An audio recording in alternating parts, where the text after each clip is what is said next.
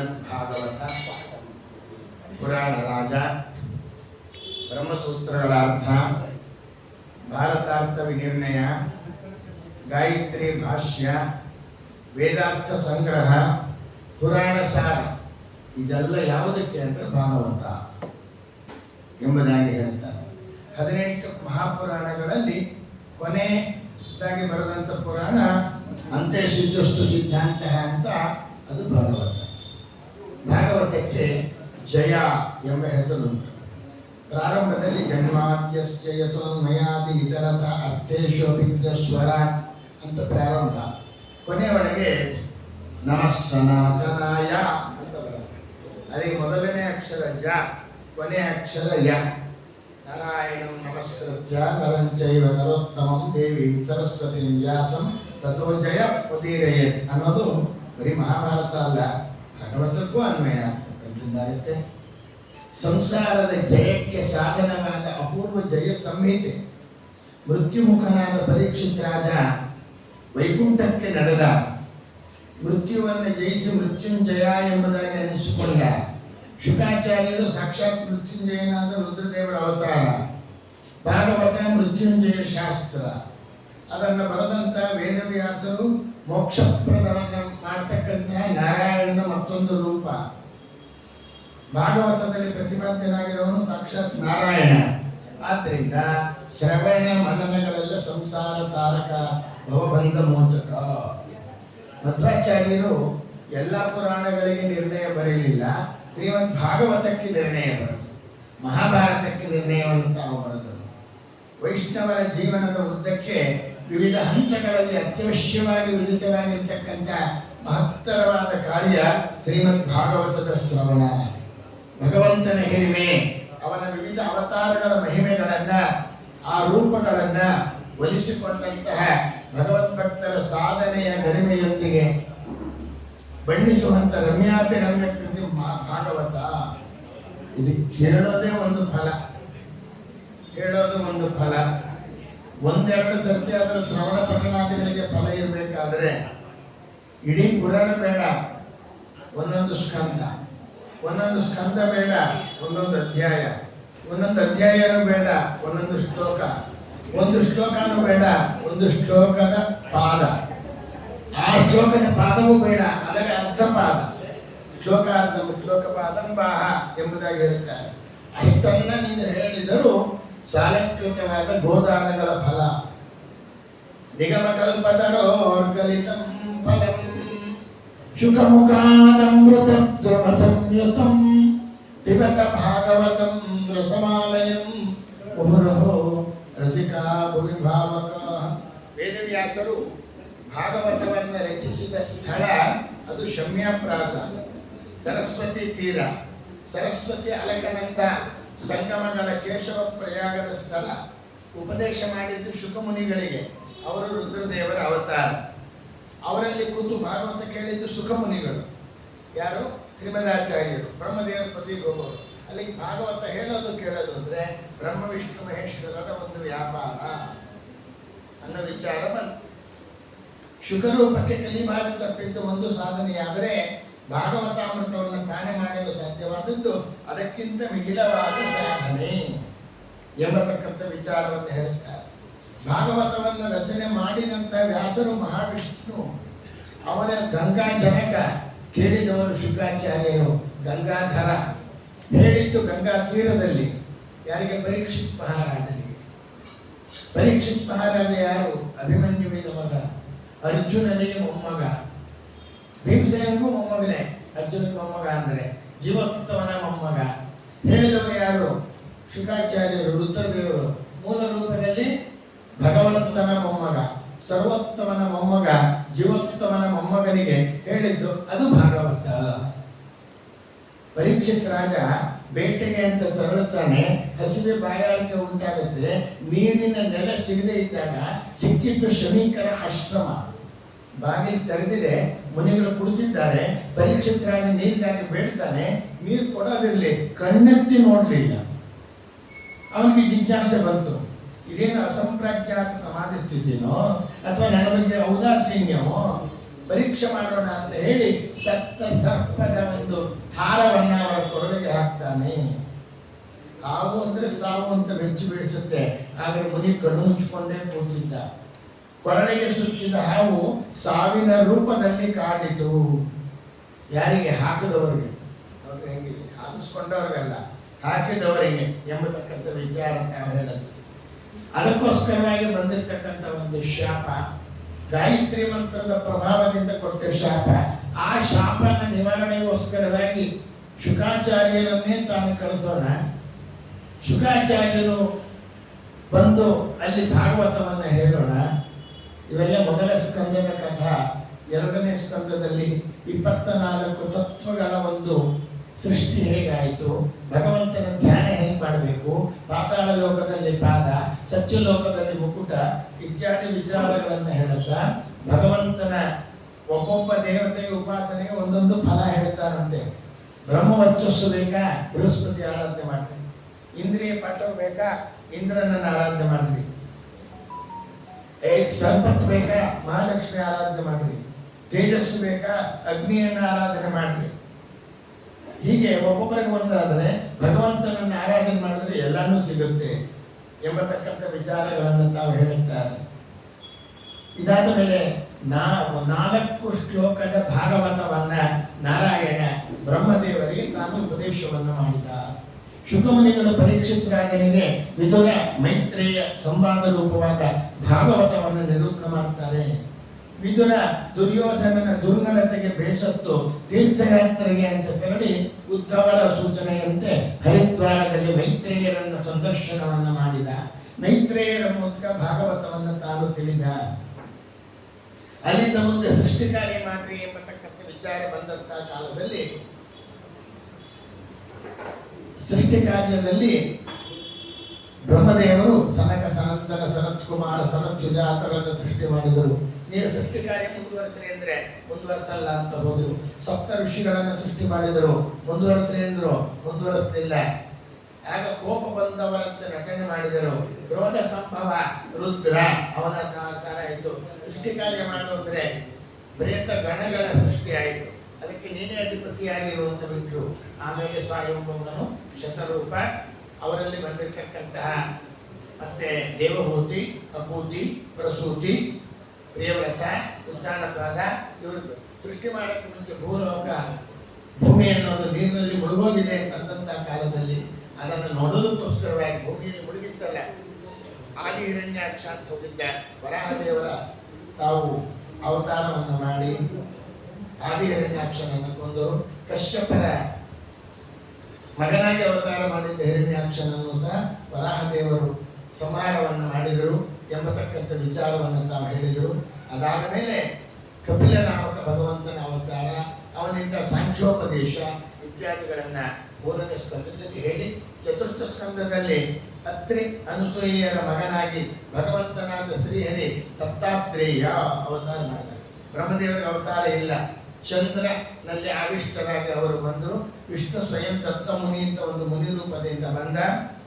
ಮತ್ತೆ ರುದ್ರದೇವರು ದೂರ್ವಾಸರಾಗಿ ತಾವು ಬಂದರು. ಕಾಮ, ಕ್ರೋಧ, ಲೋಭ 3 ತೊರೆದಾಗ ಜೀವ ಅತ್ರಿ ಅಂತ ಕರೆಸ್ಕೊಳ್ತಾನೆ. ಅಸೂಯೆಯನ್ನು ಬಿಟ್ಟರೆ ಅನಸೂಯ, ಆವಾಗ ಭಗವಂತ ದತ್ತನಾಗುತ್ತಾನೆ ಅನ್ನೋದು ಇದರ ಒಂದು ತತ್ವ. ಮುಂದೆ ಧ್ರುವ ಚರಿತ್ರೆ, ಧ್ರುವ ನಕ್ಷತ್ರದಂಥದ್ದು ಎಂಬುದಾಗಿ ತಾವು ಹೇಳ್ತಾರೆ. ಅಲ್ಲಿ ಬರ್ತಕ್ಕಂಥ ವೇನ, ಪೃಥುರಾಜ, ಆ ಪೃಥುರಾಜನ ಚರಿತ್ರೆ, ಪ್ರಾಚೀನ ಬರ್ಹಿ ಎಂಬತಕ್ಕಂಥವನ ಚರಿತ್ರೆ, ಇವೆಲ್ಲವನ್ನ ಚತುರ್ಥ ಸ್ಕಂದದಲ್ಲಿ ಹೇಳಿ, ಪಂಚಮ ಸ್ಕಂದದಲ್ಲಿ ಪ್ರಿಯವ್ರತ ರಾಜ ನಾರದ ಮುನಿಯ ಶಿಷ್ಯ ಸಂಸಾರ ಅಸಾರ ಅಂತ ತಿಳ್ಕೊಂಡು ಸನ್ಯಾಸಾಗಕ್ಕೆ ಹೋಗಿ ಅಪ್ಪನ ತಾತನ ಮಾತಿನಿಂದ ಮತ್ತೆ ತಾನು ಮದುವೆಯನ್ನು ಆದ ಎಂಬತಕ್ಕಂಥ ವಿಚಾರ, ಗೃಹಸ್ಥ ಧರ್ಮವನ್ನು ಮಾಡಿದಂಥ ವಿಚಾರ, ಈ ಪರಂಪರೆಯಲ್ಲಿ ಬಂದ ಋಷಭ ನಾಮಕ ಭಗವಂತ ಅವನು ಮಾಡಿದ ಉಪದೇಶ, ಜಡಭರತ ಉಪಾಖ್ಯಾನ, ಖಗೋಳ ವರ್ಣನೆ, ಭೂಗೋಳ ವರ್ಣನೆ, ವೈಕುಂಠದ ವರ್ಣನೆ, ನರಕಗಳ ವರ್ಣನೆ ಇತ್ಯಾದಿಗಳನ್ನು ಹೇಳಿ, ನರಕಗಳಿಗೆ ಹೋಗದೇ ಇರಬೇಕಾದ್ರೆ ಏನು ಮಾಡಬೇಕು ಅಂದಾಗ ನಾಮಸ್ಮರಣೆ ಮಾಡು ಅಂತ ಹೇಳ್ತಾ ಅಜಾಮಿಳನ ಉಪಾಖ್ಯಾನ ಎಂಬತಕ್ಕಂಥದ್ದು, ನಾರಾಯಣ ವರ್ಣದ ಒಂದು ವಿಚಾರ ಎಂಬತಕ್ಕಂಥ ವಿಚಾರಗಳನ್ನು ಷಷ್ಠಸ್ಕಂದದಲ್ಲಿ ಹೇಳಿ, ಭಗವಂತನಿಗೆ ವೈಷಮ್ಯ ನೈರ್ಗುಣ್ಯ ದೋಷ ಇಲ್ಲ ಅನ್ನೋದನ್ನು ತಿಳಿಸೋದಕ್ಕೋಸ್ಕರವಾಗಿ ಹೊರಟಿರ್ತಕ್ಕಂತಹ ಅದ್ಭುತವಾಗಿರ್ತಕ್ಕಂತಹ ಸತ್ಯಂ ವಿಧಾತಂ ವಿಧವೃತ್ಯ ಭಾಷಿತು ಎಂಬುದಾಗಿ ಹೇಳಿದಂತೆ ನರಸಿಂಹದೇವರ ಒಂದು ಅವತಾರದ ಚರಿತ್ರೆಯನ್ನು ಹೇಳಿ ಹಿರಣ್ಯಕಶಿಪುವನ್ನು ಸಂಹಾರ ಮಾಡಿ ಪ್ರಹ್ಲಾದನಿಗೆ ತಾನು ವರವನ್ನು ತಾನು ಕೊಟ್ಟಿರ್ತಕ್ಕಂಥನಾಗ್ತಾನೆ. ಪ್ರಹ್ಲಾದ ವರದ ಎಂಬುದಾಗಿ ಖ್ಯಾತಿಯನ್ನು ತಾನು ಹೊಂದಿದ ಎಂಬತಕ್ಕಂಥ ವಿಚಾರವನ್ನು ತಾವು ತಿಳಿಸಿದರು. ಇದಾದ ಮೇಲೆ ಅಷ್ಟಮ ಸ್ಕಂದದಲ್ಲಿ ಭಗವಂತ ತಾನು ಮಾಡಿರ್ತಕ್ಕಂತಹ ಸಮುದ್ರ ಮಥನ, ಆಗ ಮಾಡಿದ ಕೂರ್ಮಾವತಾರ, ಆಗ ಮಾಡಿದ ಧನ್ವಂತರಿ ಅವತಾರ, ಆಗ ತೋರಿದ ಮೋಹಿನಿ ಅವತಾರ, ದೇವತೆಗಳಿಗೆ ಅಮೃತವನ್ನು ಹಂಚಿದ್ದು, ಗಜೇಂದ್ರನನ್ನು ಉದ್ಧಾರ ಮಾಡಕ್ಕೆ ಬಂದಿರತಕ್ಕಂಥ ಹರಿ ಎಂಬತಕ್ಕಂಥ ಅವತಾರ, ಮತ್ಸ್ಯಾವತಾರ, ವಾಮನನಾಗಿ ಒಂದು 3 ಪಾದವನ್ನು ಬೇಡಿ 3 ಲೋಕವನ್ನು ಅಳೆದ ತ್ರಿವಿಕ್ರಮನ ಅವತಾರ, ಇವೆಲ್ಲವನ್ನು ಅಷ್ಟಮ ಸ್ಕಂದದಲ್ಲಿ ಹೇಳಿ ನವಮ ಸ್ಕಂದದಲ್ಲಿ ಯತ್ರತ್ರ ಸರ್ಗವಂಶ, ಸೂರ್ಯವಂಶ, ಚಂದ್ರವಂಶ, ಈ ರಾಜರ ಗುಣಗಳನ್ನೆಲ್ಲ ಅವರ ಅವತಾರ ಚರಿತ್ರೆಗಳನ್ನೆಲ್ಲ ತಾವು ಹೇಳಿ ಚವನ ಋಷಿಯ ಚರಿತ್ರ, ಯವನೇಶ್ವರ ಚರಿತ್ರ, ಸೌಭರಿ ಮಹರ್ಷಿಗಳ ಚರಿತ್ರ, ಅಂಬರೀಷನ ಚರಿತ್ರೆ, ಹೀಗೆ ಒಂದೊಂದು ಬಹಳ ವಿಚಿತ್ರವಾಗಿರ್ತಕ್ಕಂಥ ಚರಿತ್ರೆಯನ್ನು ಹೇಳಿ ಮುಂದೆ ಕೃಷ್ಣಾವತಾರ ಎಂಬತಕ್ಕಂಥದ್ದನ್ನು ತಾನು ತಿಳಿಸಿ ತಮದ್ಭುತಂ ಬಾಲಕಂ ಅಂಬುಜೇಕ್ಷಣಂ ಶಂಖಚಕ್ರ ಗದಾಬ್ಜುದಾಯುಧಂ ಶ್ರೀವತ್ಸಲಕ್ಷ್ಮಂ ಕರಶೋಭಿಕೋತ್ಸವಂ ಪೀತಾಂಬರಂ ಸಾಂದ್ರ ಪಯೋಧಸೋ ಭಗವಂತ ಅವನು ತೋರಿದ ಬಾಲಲೀಲೆಗಳನ್ನು ವರ್ಣನೆ ಮಾಡಿದರು. ರುಕ್ಮಿಣಿ ಕಲ್ಯಾಣ, 16,108 ಕಲ್ಯಾಣ, ಅನೇಕ ಜನ ಅಸುರರನ್ನು ಕೊಂದದ್ದು, ಕುರುಕ್ಷೇತ್ರ ಯುದ್ಧವನ್ನು ಮಾಡಿದ್ದು, ಇವೆಲ್ಲವನ್ನು ಮಾಡಿ ಭೂಭಾರಹರಣ ಎಲ್ಲ ಆಯಿತು ಅಂತ ಅಂದುಕೊಂಡು ಇನ್ನು ಉಳಿದದ್ದು ಏನು ಎಂಬತಕ್ಕಂಥ ವಿಚಾರವನ್ನು ತಾವು ಹೇಳಿದರೆ, ಯಾದವರು ಇದ್ದಾರೆ ಅವರ ಸಂಹಾರ ಆಗಬೇಕು ಅಂತ ಒಂದು ಹೇಳಿದ ನಮ್ಮ ಸ್ವಾಮಿ. ಏನು ಮಾಡಿದ ಅಂದರೆ ಯಾದವರಿಗೆ ಒಂದು ದುರ್ಬುದ್ಧಿಯನ್ನು ಹುಟ್ಟಿಸಿದ. ಸಾಂಬ ಎಂಬತಕ್ಕಂಥವನು ಜಾಂಬವತಿಯ ಸುತ, ಅವನಿಗೆ ಗರ್ಭಿಣಿಯ ವೇಷವನ್ನು ಹಾಕಿ ಋಷಿಗಳ ಹತ್ತಿರ ಹೋಗಿ ಗಂಡು ನಡೆಯುತ್ತೋ ಹೆಣ್ಣು ನಡೆಯುತ್ತೋ ಹೇಳ್ರಿ ಎಂಬುದಾಗಿ ಹೇಳಿದರೆ ದೊಡ್ಡವರನ್ನು ತಮಾಷೆ ಮಾಡಬಾರ್ದು. ಆಗ ಅವ್ರು ಹೇಳಿದ್ರು ಗಂಡು ಹೊಡೆಯಲ್ಲ ಹೆಣ್ಣು ಹೊಡೆಯಲ್ಲ, ಒಂದು ಒನಕೆ ಹಡಿಯುತ್ತೆ, ಅದರಿಂದ ಯಾದವರ ನಾಶ ಆಗುತ್ತೆ ಎಂದೊಂದು. ಆಗ ಅವರ ವೇಷ ಎಲ್ಲ ಬಿಚ್ಚಿದ್ರೆ ಒನಕೆ ಬಂತು. ಒನಕೆಯನ್ನು ಪುಡಿ ಮಾಡಿ ತೆಗೆದು ಸಮುದ್ರದಲ್ಲಿ ಹಾಕಿದರು. ಒಂದು ಸಣ್ಣ ಮೊಳೆ ಇತ್ತು, ಅದನ್ನು ಬಿಸಾಕಿದರು. ಒಂದು ಮೀನು ಅದನ್ನು ನುಗ್ಗಿತು. ಮೀನನ್ನು ಹಿಡಿದ ಬೆಸ್ಟ ತನ್ನ ಬಾಣಕ್ಕೆ ಅಲಗನ್ನಾಗಿ ಹಾಕಿಕೊಂಡ. ಈ ತೆಗೆದು ಹೋಗದಂಥ ಗಂಧ ಸಮುದ್ರದ ತೀರದಲ್ಲಿ ಹೋಗಿ ಜೊಂಡು ಬೆಳೀತು. ಒಂದೊಂದು ಜಂಡು ಸಹ ಒಂದೊಂದು ಒನಕೆಯಂತೆ ಆಗೋಯಿತು. ಇನ್ನು ಅವರವರಲ್ಲೇ ಯಾದವರಲ್ಲೇ ಕಲಹ ಅಂತ ಅನ್ನೋದು ಉಂಟಾಗಿ ಆ ಜೊಂಡುಗಳನ್ನು ತೆಗೆದು ಬಡಿಯಕ್ಕೆ ಹೋದಾಗ ಈಗ ಇವರೆಲ್ಲ ಹೋಗ್ತಾರೆ ಅಂತ ತಿಳ್ಕೊಂಡು ಭಗವಂತ ಏನು ಹೇಳ್ದ, ಎರಡೂ ಸಹ ಪುರುಷರೆಲ್ಲ ಪ್ರಭಾತ ನಾವು ಹೇಳ್ತಾ ಇದ್ದಾರೆ, ಪ್ರವಾಸ ಕ್ಷೇತ್ರಕ್ಕೆ ಹೋಗ್ರಿ, ಹೆಣ್ಣು ಮಕ್ಕಳೆಲ್ಲ ಪಿಂಡಾರಕ ಕ್ಷೇತ್ರಕ್ಕೆ ಹೋಗ್ರಿ. ಯಾಕೆ ನಾವು ಇರೋ ಕ್ಷೇತ್ರದಲ್ಲಿ ಸಾಯಬಾರ್ದು ಅಂತ. ಅನ್ಯಕ್ಷೇತ್ರ ಕೃತಂ ಪಾಪಂ ಪುಣ್ಯಕ್ಷೇತ್ರೇ ವಿನಶ್ಯತಿ ಅಂತ. ಪುಣ್ಯಕ್ಷೇತ್ರ ಕೃತಂ ಪಾಪಂ ಕೃಷ್ಣ ಕ್ಷೇತ್ರೇ ವಿನಶ್ಯತಿ. ಕೃಷ್ಣ ಕ್ಷೇತ್ರ ಕೃತಂ ಪಾಪಂ ವಜ್ರಲೇಪಂ ಭವಿಷ್ಯತಿ. ಮೈಸೂರು, ಬೆಂಗಳೂರು ಈ ಕಡೆ ಇರ್ತಕ್ಕಂಥವ್ರು ನಾವು ಮಾಡಿದ ಪಾಪ ಎಲ್ಲ ಹೋಗ್ಬೇಕಾದ್ರೆ ಯಾವಾಗಾದ್ರೂ ಪುಣ್ಯಕ್ಷೇತ್ರಕ್ಕೆ ಹೋಗಿ, ಪುಣ್ಯಕ್ಷೇತ್ರದಲ್ಲೇ ಇದ್ದವ್ರು ಪಾಪ ಮಾಡಿದರೆ ಕೃಷ್ಣ ಕ್ಷೇತ್ರ, ವಾಸಿಷ್ಠ ಕೃಷ್ಣ ಕ್ಷೇತ್ರ ಬದಲಿಗೆ ಹೋಗ್ರಿ, ಅಲ್ಲೇ ಹೋಗಿ ಪಾಪ ಮಾಡ್ತೀವಿ ಅಂದರೆ ವಜ್ರಲೇಪಂ ಭವಿಷ್ಯತಿ. ಇದು ಮೇಲ್ನೋಟದ ಒಂದು ಅರ್ಥ. ಕ್ಷೇತ್ರ ಅಂದರೆ ಶರೀರ. ನಾವೆಲ್ಲ ಬ್ರಹ್ಮಚಾರಿಗಳಾಗಲಿ ಗೃಹಸ್ಥರಾಗಲಿ ನಾವೆಲ್ಲ ಎಂಥದ್ದು ಅನ್ಯಕ್ಷೇತ್ರಗಳು. ನಮ್ಮ ಒಂದು ಪಾಪ ನಿವಾರಣೆ ಆಗಬೇಕಾದ್ರೆ ಪುಣ್ಯಕ್ಷೇತ್ರ, ನಮಗಿಂತ ಉತ್ತಮ ಆಶ್ರಮ ತಗೊಂಡ ಸನ್ಯಾಸಿಗಳಿಗೆ ಶರಣಾಗಲಿ. ಆ ಸನ್ಯಾಸಿಗಳು ಪಾಪ ಮಾಡಿದರೆ ಅಥವಾ ಅವರಲ್ಲಿ ನಾವು ಪಾಪ ಮಾಡಿದರೆ ಏನಾಗುತ್ತೆ? ಪುಣ್ಯಕ್ಷೇತ್ರ ಕೃತಂ ಪಾಪಂ ಕೃಷ್ಣ ಕ್ಷೇತ್ರ ವಿನಶ್ಯತಿ. ಕೃಷ್ಣನನ್ನ ಹೃದಯ ಕಮಲದಲ್ಲಿ ಕಂಡವರು, ಬಿಂಬಾಪರೋಕ್ಷ ಪಡೆದವರು ರಾಘವೇಂದ್ರ ಸ್ವಾಮಿಗಳು, ವ್ಯಾಸರಾದರು, ವಾದಿರಾಜರು, ಪುರಂದರದಾಸರು, ವಿಜಯದಾಸರು, ಅವರು ಭಗವಂತನನ್ನು ನೋಡಿದವರು. ಯಾವಾಗಲೂ ಅವರ ಹೃದಯ ಕಮಲದಲ್ಲಿ ಭಗವಂತ ಇರ್ತಾನೆ. ಬಿಂಬನಲ್ಲಿಯೇ ನಾನು ನಲಿಯುವೆನು ಅಂತ ಹೇಳ್ತಕ್ಕಂಥ ಗೋಪಾಲದಾಸರು, ಅವರೆಲ್ಲ ಕೃಷ್ಣ ಕ್ಷೇತ್ರ. ಅಂಥವರಲ್ಲಿ ನಾವೇನಾದರೂ ಅವಹೇಳನ ಮಾಡಿದರೆ ವಜ್ರಲೇಪಂ ಭವಿಷ್ಯತಿ. ಕೃಷ್ಣ ಕ್ಷೇತ್ರ ಕೃತಂ ಪಾಪಂ ವಜ್ರಲೇಪಂ ಭವಿಷ್ಯತಿ. ಹೀಗೆ ನಾನಾ ಅರ್ಥಗಳಿಂದ ತಾವು ಹೇಳಿದರು. ಆದ್ದರಿಂದ ದ್ವಾರಕೆಗಿಂತ ಪುಣ್ಯಕ್ಷೇತ್ರ ಬೇಕಾಗಿತ್ತ. ಅದಕ್ಕೆ ಹೇಳ್ತಾರೆ ಪ್ರವಾಸ ಕ್ಷೇತ್ರಕ್ಕೆ ಹೋಗ್ರಿ, ಪಿಂಡಾರಕ ಕ್ಷೇತ್ರಕ್ಕೆ ಹೋಗ್ರಿ ಅಂತ. ಆಮೇಲೆ ತಾನು ಕೂತ್ಕೊಂಡಿದ್ದಾನೆ ಕೃಷ್ಣ. ಉದ್ಧವ ಭಾರವಾದ ಹೆಜ್ಜೆಯನ್ನು ಹಾಕ್ತಾ ಬಂದ. ಆಗ ದೇವಾನು ದೇವತೆಗಳೆಲ್ಲ ತಾವು ಬಂದಿದ್ದಾರೆ.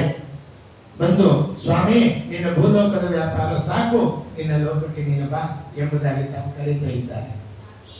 ಆಗ ಹೇಳ್ತಾನೆ ಉತ್ತಮ ಬರ್ತಾನೆ, ಸ್ವಾಮಿ ನಮ್ಗೆ ಅನುಮಾನ ಬಂದಾಗೆಲ್ಲ ನಿನ್ನ ಹತ್ರ ಬರ್ತಾ ಇದ್ವು, ನಿನ್ನ ಹತ್ರ ಕೇಳ್ತಾ ಇದ್ವು, ಇನ್ನು ಮೇಲೆ ನಮಗೆ ಯಾರು ಮಾರ್ಗದರ್ಶನ ಮಾಡ್ತಾರೆ ಅಂದಾಗ ನಾನು ಉಪದೇಶ ಮಾಡ್ತೇನೆ. ಆ ಉಪದೇಶ ಶಾಶ್ವತವಾಗಿ ಕಲಿಯುಗ ಮುಗಿಯೋವರೆಗೂ ಅದನ್ನು ಯಾರು ಅನುಸರಣೆಯನ್ನು ಮಾಡ್ತಾರೆ ಅವರಿಗೆ ಅನುಗ್ರಹ ಮಾಡ್ತೇನೆ ಅಂತ ಹೇಳ್ತಾ, ಯಾರಿಂದ ಕಲಿಬೇಕು? ನಮ್ಗೆ ಯಾರು ಗುರುಗಳು? ಸುತ್ತಮುತ್ತಲೂ ಇರ್ತಕ್ಕಂಥ ಪ್ರಕೃತಿಯೇ ನಮ್ಮ ಗುರುಗಳು. 24 ಗುರುಗಳಿದ್ದಾರೆ ಕೇಳುವುದಿಲ್ಲ. 24 ತತ್ವ ಇದೆಯಲ್ಲ ಹಾಗೆ. ಭೂಮಿ, ಅದರಿಂದ ಕ್ಷಮಾಗುಣ. ಏನು ಕ್ಷಮಾಗುಣ ಅಂತಂದ್ರೆ, ಭೂಮಿ ಮೇಲೆ ನಾವೇನ್ ಮಾಡ್ತೀವಿ? ಬೆಳೆ ಕೊಡುತ್ತೆ, ಆಭರಣಗಳಿಗೆ ಬೇಕಾದ ಖನಿಜ ಕೊಡುತ್ತೆ, ಕುಡಿಯಕ್ಕೆ ಬೇಕಾದ ನೀರು ಕೊಡುತ್ತೆ, ಓಡಾಡಕ್ಕೆ ಬೇಕಾದ ಪೆಟ್ರೋಲ್ ಕೊಡುತ್ತೆ. ಎಲ್ಲ ಭೂಮಿನೇ ಇದೆ, ಒಂದೇ ಕಡೆ ಇಲ್ಲ. ಒಂದ್ ಕಡೆ ತೊಳೆದ್ರೆ ಪೆಟ್ರೋಲು, ಒಂದ್ ಕಡೆ ನೋಡಿದ್ರೆ ಸಿಹಿ ನೀರು, ಒಂದ್ ಕಡೆ ಉಪ್ಪು ನೀರು, ಒಂದ್ ಕಡೆ ಬಂಗಾರ, ಒಂದ್ ಕಡೆ ಕಬ್ಬಣ, ಒಂದ್ ಕಡೆ ಬೆಳೆ, ಒಂದೊಂದ್ ಕಡೆ ಒಂದೊಂದು ಬೆಳೆ. ಅದನ್ನು ಇಷ್ಟೆಲ್ಲ ಕೊಡುತ್ತಲ್ಲ, ಇರೋ ವಾಸ ಮಾಡಕ್ಕೆ ಜಾಗ. ನಾವೇನ್ ಕೊಡ್ತಾ ಇದ್ದೀವಿ ಭೂಮಿಗೆ? ನಮ್ಮ ನವದ್ವಾರಗಳಿಂದ ಬರ್ತಕ್ಕಂಥ ಕಶ್ಮಲಗಳನ್ನೆಲ್ಲ ಭೂಮಿ ಕೊಡ್ತಾ ಇದ್ದೀವಿ. ಆದರೂ ನಮ್ಮನ್ನ ಕ್ಷಮ ಮಾಡ್ತಾಳಲ್ಲ, ಅದಕ್ಕೆ ಕ್ಷಮಾಗುಣ. ಗಾಳಿ ಬೀಸ್ಕೊಂಡು ಬರುತ್ತೆ, ಗಂಧದ ಕೊರಡಿತ್ತು, ಅದರ ವಾಸನೆ ಬರುತ್ತೆ. ಒಂದು ಪ್ರಾಣಿ ಸತ್ ಬಿದ್ದಿತ್ತು, ಕೆಟ್ಟ ವಾಸನೆ ಬರುತ್ತೆ, ತಾನು ಅದನ್ನ ಅಂಟಿಸ್ಕೊಳ್ಳೋದಿಲ್ಲ, ಮುಂದೆ ಹೊರಟೋಗುತ್ತೆ. ಹಾಗೆ ಹೆಚ್ಚು ಅಂಟಿಸ್ಕೋಬೇಡಿ, ವಿರಕ್ತಿಯನ್ನ ಕಲಿತೆ. ನೀರು ತನ್ನ ಬಳಿ ಬಂದವರನ್ನೆಲ್ಲ ಶುದ್ಧವನ್ನಾಗಿ ಮಾಡುತ್ತೀರಿ ಎಂಬುದಾಗಿ ನಾವು ಹೇಳಿದೆವು. ತುಪ್ಪದಲ್ಲಿ ಕೈ ತೊಳಿತಾರೆ ಅವರು, ಆಮೇಲೆ ನೀರು ಹಾಕೊಳ್ಳೇಬೇಕು. ಆದ್ದರಿಂದ ಜಲದಲ್ಲಿ ಸ್ವಚ್ಛತೆ, ಆಕಾಶ ಸ್ಪರ್ಶರಹಿತತ್ವ. ಜ್ವಾಲೆಯಿಂದ, ಅಗ್ನಿ ಜ್ವಾಲೆ ಇರುತ್ತೆ, ಮುಟ್ಟಕ್ಕೆ ಹೋಗ್ಬೇಡ, ಮುಟ್ಟಿದ್ರೆ ಸುಡುತ್ತೆ. ದೂರದಿಂದ ಸೇವೆ ಮಾಡು. ಅರ್ಥಾತ್ ಸನ್ಯಾಸಿಗಳೆಲ್ಲ ಅಗ್ನಿ ಜ್ವಾಲೆಯಂತೆ ನಾವು ಪಾದ ಮುಟ್ಟಿ ನಮಸ್ಕಾರ ಮಾಡ್ತೀವಿ, ಮಾಡಬಾರದು. ಅಗ್ನಿ ಸದೃಶ ಅವರು ಎಂಬುದಾಗಿ ಹೇಳುತ್ತಾರೆ. ಕಳೆಗಳಿಂದಲೇ ಇಂದುವನು. ಚಂದ್ರ ಇದ್ದಾನಲ್ಲ, ಶುಕ್ಲ ಪಕ್ಷದಲ್ಲಿ ದಿನ ದಿನಕ್ಕೆ ಪ್ರಕಾಶ ಜಾಸ್ತಿ ಆಗುತ್ತೆ, ಕೃಷ್ಣ ಪಕ್ಷದಲ್ಲಿ ದಿನ ದಿನಕ್ಕೆ ಪ್ರಕಾಶ ಕಡಿಮೆ ಆಗುತ್ತೆ. ಹಾಗೆ ನಮ್ಮ ಜೀವನದಲ್ಲಿ ಒಂದು ಲೆವೆಲ್ ತನಕ ಬಲ ಹೆಚ್ಚುತ್ತೆ, ಜ್ಞಾನ ಹೆಚ್ಚುತ್ತೆ, ಆಕಾರ ಹೆಚ್ಚುತ್ತೆ. ಯಾವುದೋ ಒಂದು ಲೆವೆಲ್ ಹೋಗಿ ರೀಚ್ ಆಗುತ್ತೆ. ಆಮೇಲೆ ಬಲ ಕಡಿಮೆ ಆಯಿತು, ಜ್ಞಾನ ಕಡಿಮೆ ಆಯಿತು, ಆರೋಗ್ಯ ಕಡಿಮೆ ಆಯಿತು, ಎಲ್ಲ ಆಗುತ್ತೆ. ಹೀಗೆ ಇದೆ ಕಳೆಗಳು. ಪಂಚ ಜ್ಞಾನೇಂದ್ರಿಯ, ಪಂಚ ಕರ್ಮೇಂದ್ರಿಯ ಮತ್ತು ಮನಸ್ಸು, ಪಂಚಕರಣಗಳು, ಇಷ್ಟು ಸೇರಿ 16 ಕಲೆಗಳು ಅಂತ ಹೇಳುತ್ತಾರೆ. ಆದ್ದರಿಂದ ಸೂರ್ಯ ಏನ್ ಮಾಡ್ತಾನೆ? ಸಮುದ್ರದ ನೀರನ್ನು ಆವಿಯನ್ನಾಗಿ ಮಾಡಿ ತಗೊಂಡು ಹೋಗ್ತಾನೆ, ಮೋಡ ಮಾಡುತ್ತಾನೆ, ಮಳೆಯನ್ನು ಮತ್ತೆ ಸುರಿಸುತ್ತಾನೆ. ಹಾಗೆ ಪರೋಪಕಾರ ಮಾಡಬೇಕು ಅಂತ ಹೇಳಿದೆ. ಒಂದು ಕಪೋತ ಬಾಯಿನಲ್ಲಿ ಮಾಂಸದ ಚೂರನ್ನು ಇಟ್ಕೊಂಡಿತ್ತು, ಹಿಂದೆ 100 ಕಪೋತಗಳು ಅದನ್ನ ಬರ್ತಾ ಇತ್ತು. ಆದರೆ ಯಾವಾಗ ಆ ಮಾಂಸದ ಚೂರನ್ನ ಕೆಳಗಡೆ ಬಿಸಾಕ್ಬಿಡ್ತು, ಎಲ್ಲ ಕಪೋತಗಳು ಹೊರಟೋದು. ಅಲ್ಲಿ ಏನು ನಮ್ಮನ್ನ ಯಾರು ಫಾಲೋ ಮಾಡ್ತಾರೆ? ಉಂಟಾದ ಕಾಲಕ್ಕೆ ನೆಂಟಾರು ಇಷ್ಟರು, ಉಂಟು ತಪ್ಪಿದ ಮೇಲೆ ಮನ ಹೆಂಟೆಯಲ್ಲಿ ಮುಚ್ಚುವರು ಎಂಬುದಾಗಿ ತಾವು ಹೇಳ್ತಾರೆ. ಯಾರು ನಮ್ಮನ್ನ ಜೊತೆಗೆ ಬರ್ತಕ್ಕಂಥವ್ರಿಲ್ಲ. ಬರುವಾಗ ಎಂತಂದಿ, ಬಂದ ಮೇಲೆ ಎಲ್ಲ ಒಂದೊಂದೆಂದಿ, ಏತಾರ ಕಟಪಾಟಿ, ಒಂದು ದಿನ ಹೋಗುತ್ತದೆ ಕಟಪಾಟಿ. ಆದ್ದರಿಂದ ಇನ್ನ ಹೆಬ್ಬಾವು ಮಲಗದಲ್ಲೇ ಮಲಗಿರುತ್ತಂತೆ. ಹತ್ರ ಏನಾದರೂ ಬಂದ್ರೆ ಆಹಾರ ತಿನ್ನುತ್ತೆ, ಇಲ್ಲದ ಉಪವಾಸ ಇರುತ್ತೆ. ಎದುರಿಚ್ಛಾ ಲಾಭ ಸಂತುಷ್ಟಿ ಅಂತ. ಇನ್ನ ಕುರಂಗ ಮತಂಗ ಪತಂಗವು ಕೇಳೋ ಭಂಗ ಅಂತ. ಒಂದು ಜಿಂಕೆಯನ್ನ ಹಿಡಿಬೇಕಾದ್ರೆ ಸೊಗಸಾದ ಗಾನ ಮಾಡುತ್ತಾರೆ. ಗಾನಕ್ಕೆ ಮರುಳಾಗಿ ಜಿಂಕೆ ಬಲೆ ಒಳಗೆ ಬಿತ್ತು. ಪತಂಗ ದೀಪದ ಹುಳು, ನಾನು ಬಂದು ದೀಪದಲ್ಲಿ ಸುತ್ತಿ ಸುತ್ತಿ ಕಣ್ಣಿನಿಂದ ಹಾಳಾಯಿತು.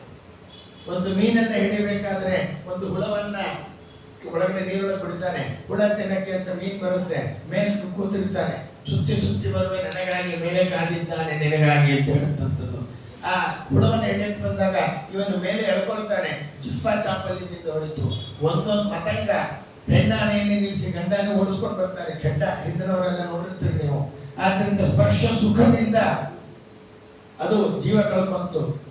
ಹಾಗೆ ಒಂದೊಂದು ಇಂದ್ರಿಯ ಇರ್ತಕ್ಕಂಥವರೆಲ್ಲ ಜೀವ ಕಳ್ಕೊತಾ ಇದ್ದಾರೆ. ಆ ಇಂದ್ರಿಯ ಸುಖಕ್ಕೆ ನನಗೆ 5 ಇಂದ್ರಿಯ ಇದೆ.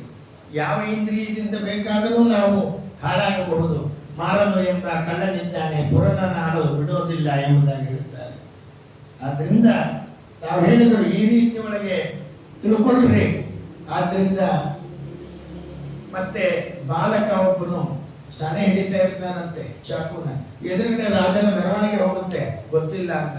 ಇದು ಏಕಾಗ್ರತೆ, ಅವನಿಂದ ಕಲಿತೆ. ಮನೆಯಲ್ಲಿ ಒಬ್ಬ ಹೆಣ್ಣು ಮಗಳು ಯಾರೋ ಬಂದರು. ಆಗಿನ ಕಾಲದಲ್ಲಿ ಭತ್ತ ಕುಟ್ಟಿ ಅಕ್ಕಿ ಮಾಡಬೇಕಾಗಿತ್ತು. ಬಳೆಗಳು ಧ್ವನಿ ಮಾಡಿತು, ತುಂಬಾ ಬಳೆಗಳನ್ನು ತೆಗೆದಳು, ಎರಡೆರಡು ಬಳೆ ಹಾಕೊಂಡು. ಆಮೇಲೆ ಅದು ಸಹ ಧ್ವನಿ ಮಾಡಿತು, ತೆಗೆದು ಒಂದೊಂದು ಬಳೆ ಹಾಕೊಂಡು. ಏನ್ ಕಲಿತೆ? ಎಲ್ಲ ಬಳೆ ತೆಗಿಬೇಕು ಅಂತ, ಅಥವಾ ಒಂದೊಂದು ಬಳೆ ಆದ್ರೂ ಇರಬೇಕು ಅಂತ ಎಂಬುದಾಗಿ. ಅಂದ್ರೆ ಅಲ್ಲ, ಹಲವು ಜನರು ಸೇರಿದಾಗ ಬರೀ ಮಾತಾಗತ್ತೆ ಹೊರತು ಸಾಧನೆ ಆಗಲ್ಲ. ಇಬ್ಬರೇ ಸೇರಿದ್ರೆ ಅದು ಹರಟೆ ಆಗತ್ತೆ ಹೊರತು ಭಗವಂತನ ಚಿಂತನೆ ಬರಲ್ಲ. ಏಕಾಂತದಲ್ಲಿ ಇದ್ದಾಗ ಭಗವಂತನ ಚಿಂತನೆ ಬರುತ್ತೆ ಎಂಬುದಾಗಿ ಹೇಳ್ತಾರೆ. ಆದ್ದರಿಂದ ಸಜ್ಜನರ ಸಂಘವನ್ನ ಮಾಡಬೇಕು ಉದ್ಧವ. ಸಜ್ಜನರು ಅಂದ್ರೆ ಹೆಂಗಿರ್ತಾರೆ? ಕಂಡ ಕಡೆಯಲ್ಲಿ ಪುಂಡರೀಕಾಕ್ಷನ ಕಂಡು ಬಂಡುಣಿ ಎಂದದೇ ನಿರುತ ಪಾಡುತ್ತಲೇ ಉಂಡುಡುವ ಕ್ರಿಯೆಗಳು ಪಾಂಡುರಂಗನ ಪೂಜೆ ತೋಂಡನಾನೆಂದು ದಿಂಡುಗೆಡ ಹೇರು ಸತತ ಎಂಬುದಾಗಿ ತಾವು ಹೇಳ್ತಾ ಇದ್ದಾರೆ. ಸಾತ್ವಿಕ ಜನರ ಒಡನಾಟ ಸತ್ವವನ್ನು ವೃದ್ಧಿಸುತ್ತೆ. ಸಾತ್ವಿಕ ಆಹಾರವನ್ನು ಸೇವನೆಯನ್ನು ಮಾಡ್ರಿ, ಸಾತ್ವಿಕ ಆಲೋಚನೆಗಳು ಬರುತ್ತೆ. ಸಾತ್ವಿಕ ಪೂಜೆಯಲ್ಲಿ ಮನೋಸ್ಥ ಮಾಡ್ರಿ. ಪೂಜೆಯಲ್ಲಿ 3 ವಿಧ: ಸತ್ವ, ರಜ, ತಮೋ. ಸಾತ್ವಿಕ ಪೂಜಾ ಅಂದ್ರೆ ನಿಷ್ಕಾಮನೆಯಿಂದ ಮಾಡುವ ಪೂಜಾ.